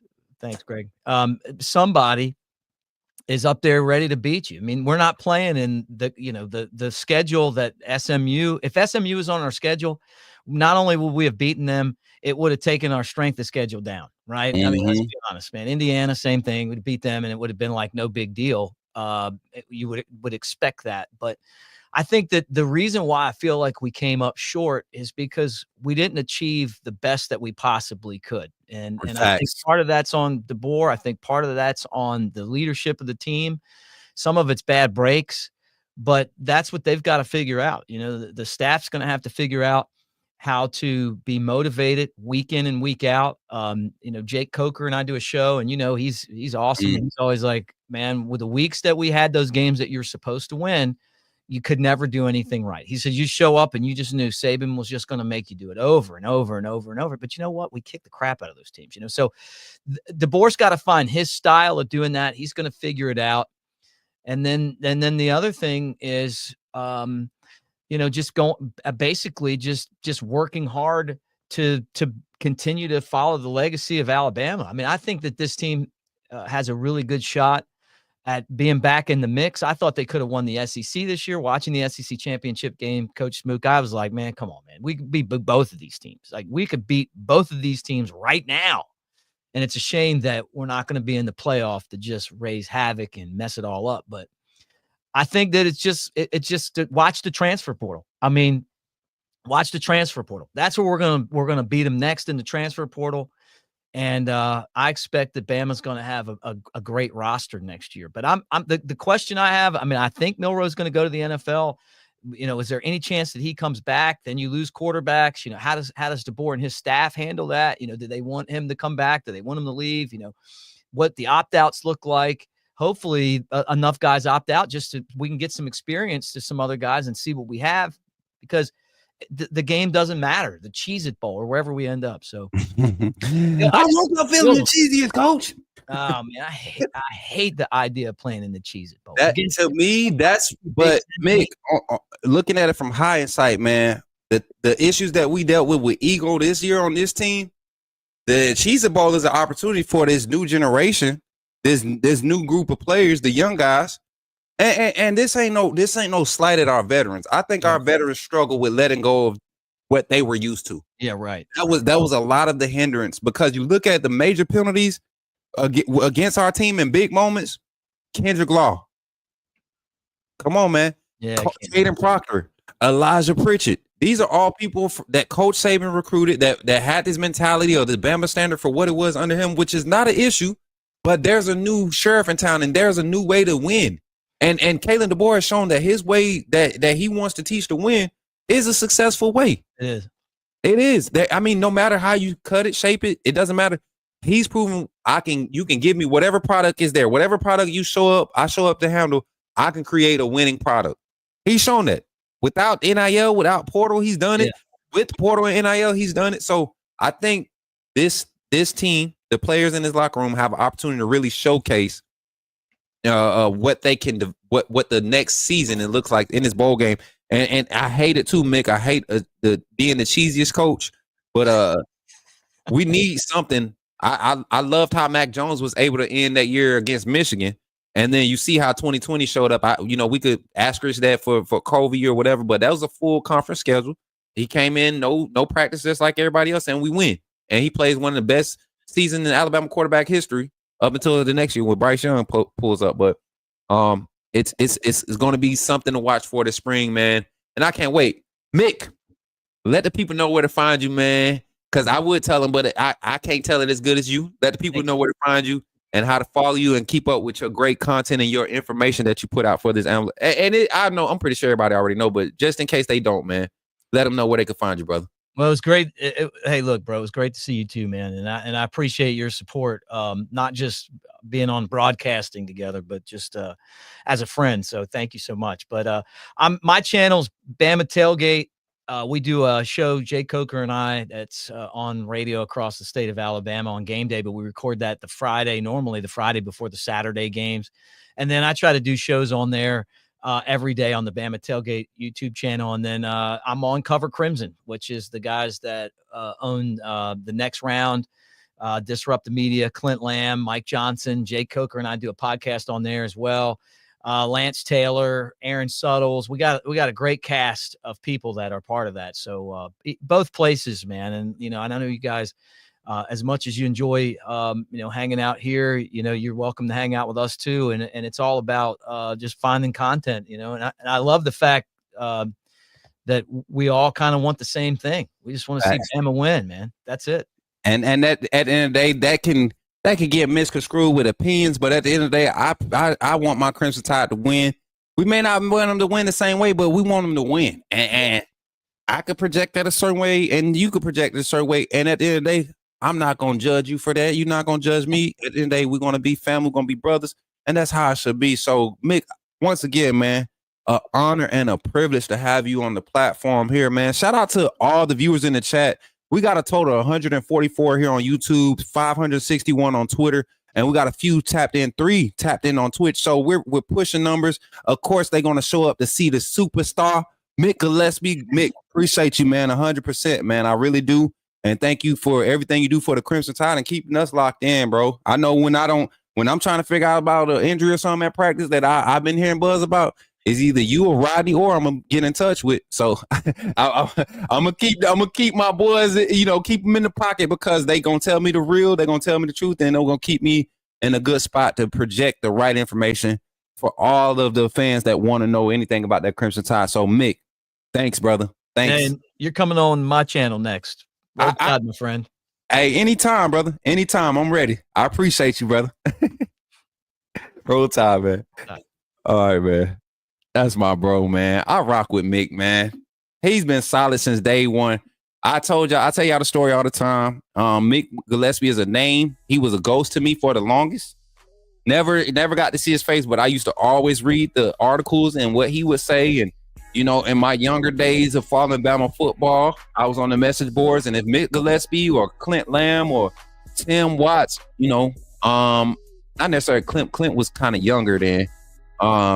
But you would see Clint on the message boards. Kyle Henderson was over there with that group. I mean, when all of them were together, and that's where Bama football information came from before all the expansions and channels and stuff. Mick Gillespie was a ghost. He was a ghost to me. I never saw his face. I remember him being on channels and being on screen, but I never remember his face.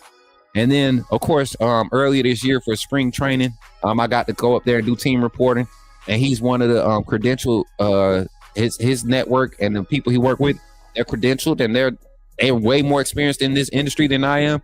And Mick, I'm not going to speak for everybody, but Mick is one of the few that was in that environment that didn't just. And I'm not saying it's a bad thing, but this is just how media is. People kind of are guarded about what they have access to and what they want other people to have access to. So Mick was one of those ones. He wasn't like that, showed me where to plug my surge protector up.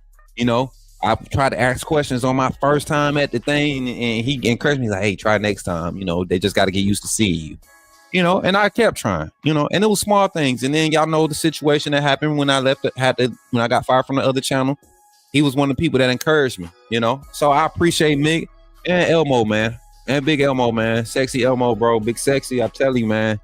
That hurt everybody. I think that hurt the whole Bama Nation that knew of them, man. And I appreciate everything that they've done. You know, from afar, you know, and interpersonal for Coach Smook Network and the community of the Bama Nation. So with that being said, y'all, if y'all enjoyed that show, can I get some fire emojis in the chat? Can I get some fire emojis in the chat, man? I think that was a solid show. Reactions, all that stuff. I think I gave us enough time, ample enough time to get it out, right? We got ample enough time. Do we have to follow the 24-hour rule with this? Huh? Give me some thoughts. Do we have to follow the 24-hour rule with this? Because it's Sunday.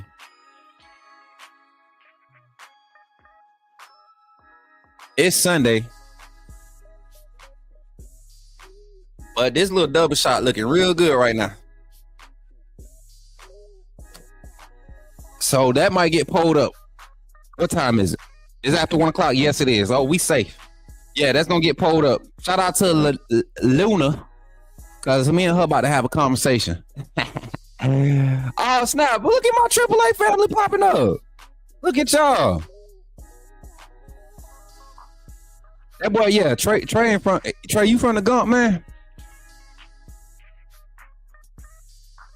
Trey, what part of the Gump you in?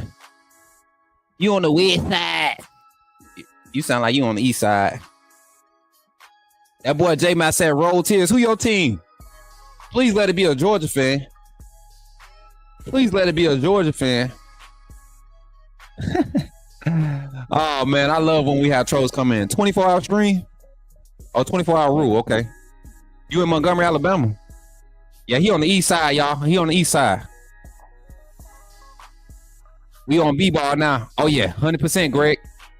I'm going to try to get to a game this week, if the Lord say the same. Take it out, Tim. Uh-oh. You want me to y'all need bars real quick? I got bars for y'all. You graduated from Lee? What year? My ex-wife graduated from Lee. I knew you stayed on the east side. I could tell by your voice. What side what side I live on? What side I live on, Trey? That'll let you know if you from the Gump. Oh, hey, he from the Gump for real. He from the Gump. He from the Gump. When do we find out our bowl game, Blair? I'm not sure, man. Hey, can I be honest with y'all for 20 seconds? We got 7 minutes left on the stream. Can I take 3 minutes? Oh, no. I just need 47 seconds to be emotional.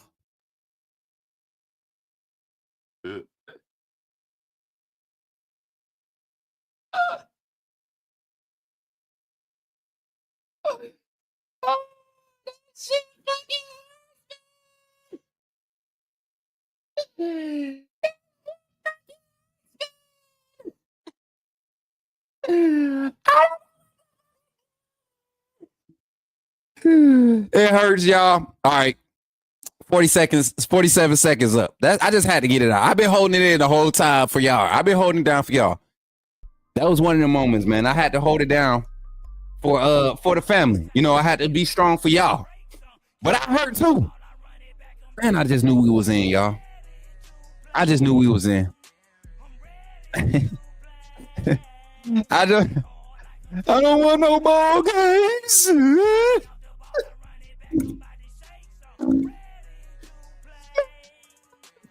Ball game, man. That's my fan side coming out. That's me being like our Fairweathers. That's the little bit that we all have in us. It's all part of our DNA. It's just about how much you feed that Fairweather fan side is how much gonna show. Mine, I don't feed mines at all, so it's hard to find.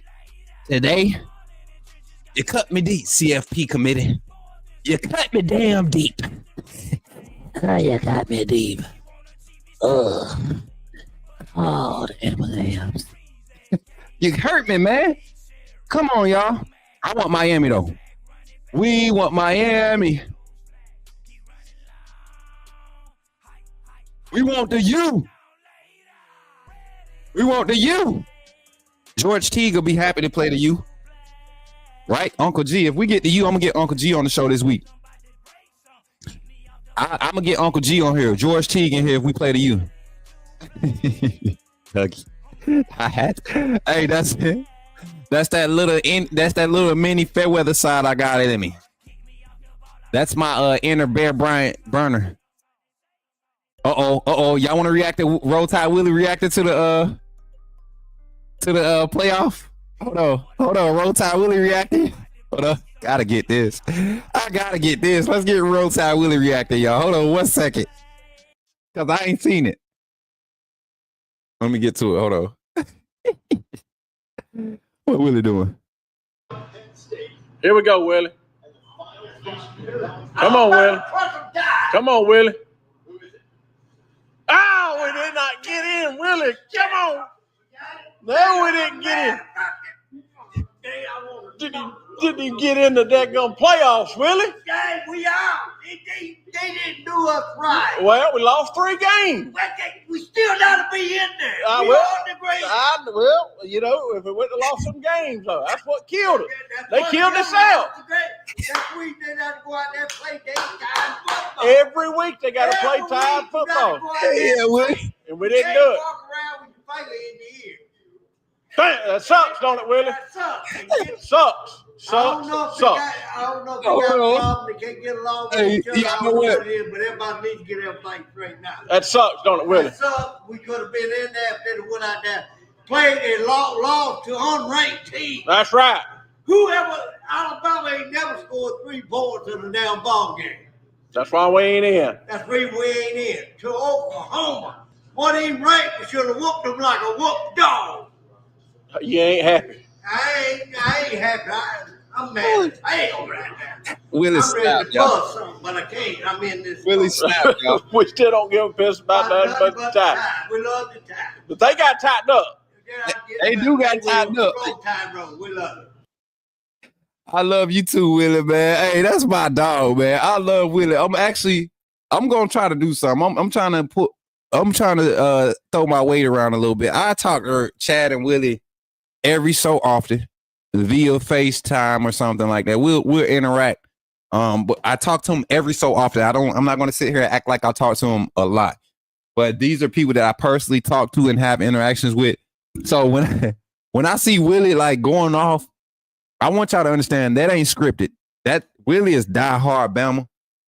A-Day, and it's funny because, you know, that was earlier this year. It seems like it was like a year ago, but early this year when we were there for A-Day, if anybody was walking with myself, Coach Sean, and some of the other people that was in the crew, y'all remember Willie had like this line of like 100 people. And I was on my live on Twitter. And I walked past Willie. I was like, Willie, what's up, cuz? And I seen the people in line. And I wasn't gonna stop. I said, you know what? No, y'all want to see what? Because people was in the chat. They was like, you just seen Roll Tide? Yeah, it's Willie, my boy. I went over there. I got right up on. I put my arm. Like, Willie, let's go, Smook. You know, the fact that Roll Tide Willie knew my name, it showed me that they share the same type of attitude I share. You know, they don't care about being famous. They got the opportunity to make something big of themselves, to create a different lifestyle for them. People support them. And that's what I'm going to do. I'm going to support Roll Tide Willie. I'm going to be right there on the recruiting trail with him this summer, y'all. That's the plan. I plan on getting on the recruiting trail with Roll Tide Willie. And we're going to get some recruiting done this year. And we're going to continue the tradition of top 5 recruiting classes at the University of Alabama. All right? Can we do that? Can we do that? Yeah, let's do it. So, with that being said, y'all, thank y'all for tuning into the show today. 100%, man. I thank y'all. Every like, every share counts. What was our numbers today? Let me see. 122 likes on the stream. Stop playing. Stop playing. Y'all didn't say nothing? Y'all didn't let me do the horn? Where my people?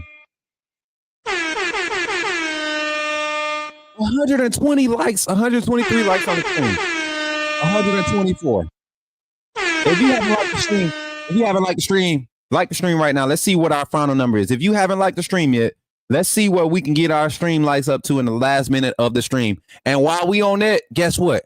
Ladies to the floor.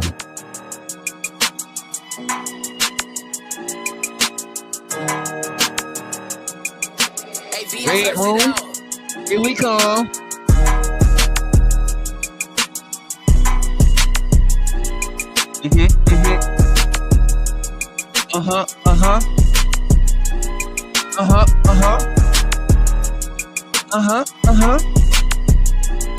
Ladies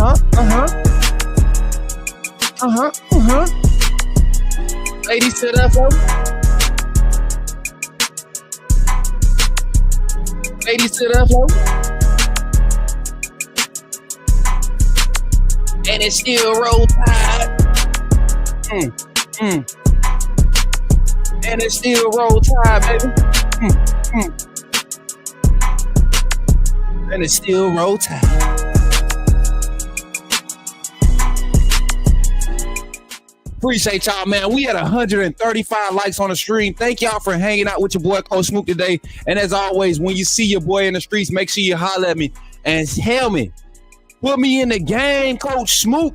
I'll catch y'all on the next one. I love y'all. Thank y'all for y'all support and everything that y'all do, man. I promise you, I do not take it for granted. If you want to donate, remember the donation links. You can put ! PayPal, Venmo, Cash App in the chat. That's the way you could donate directly. Well, I appreciate it. We didn't get no super chats on the stream because we requested. Well, we did. We got one from Coach Riggs. Coach Riggs came through, said with the $5 super chat, Coach, be careful scheduling weak games. They will punish you guys for a weak strength of schedule. Feel for you, man. What do you mean, man? They actually punished us for actually, I think that was pun intended, though. And again, today we have 2K views on the stream, y'all. 2K views. 2K different views on the stream. So thank y'all for being here. Again, I'm your boy, Coach Smook. And every time you see me, next time you see me, holla at your boy and say, put me in the game, coach.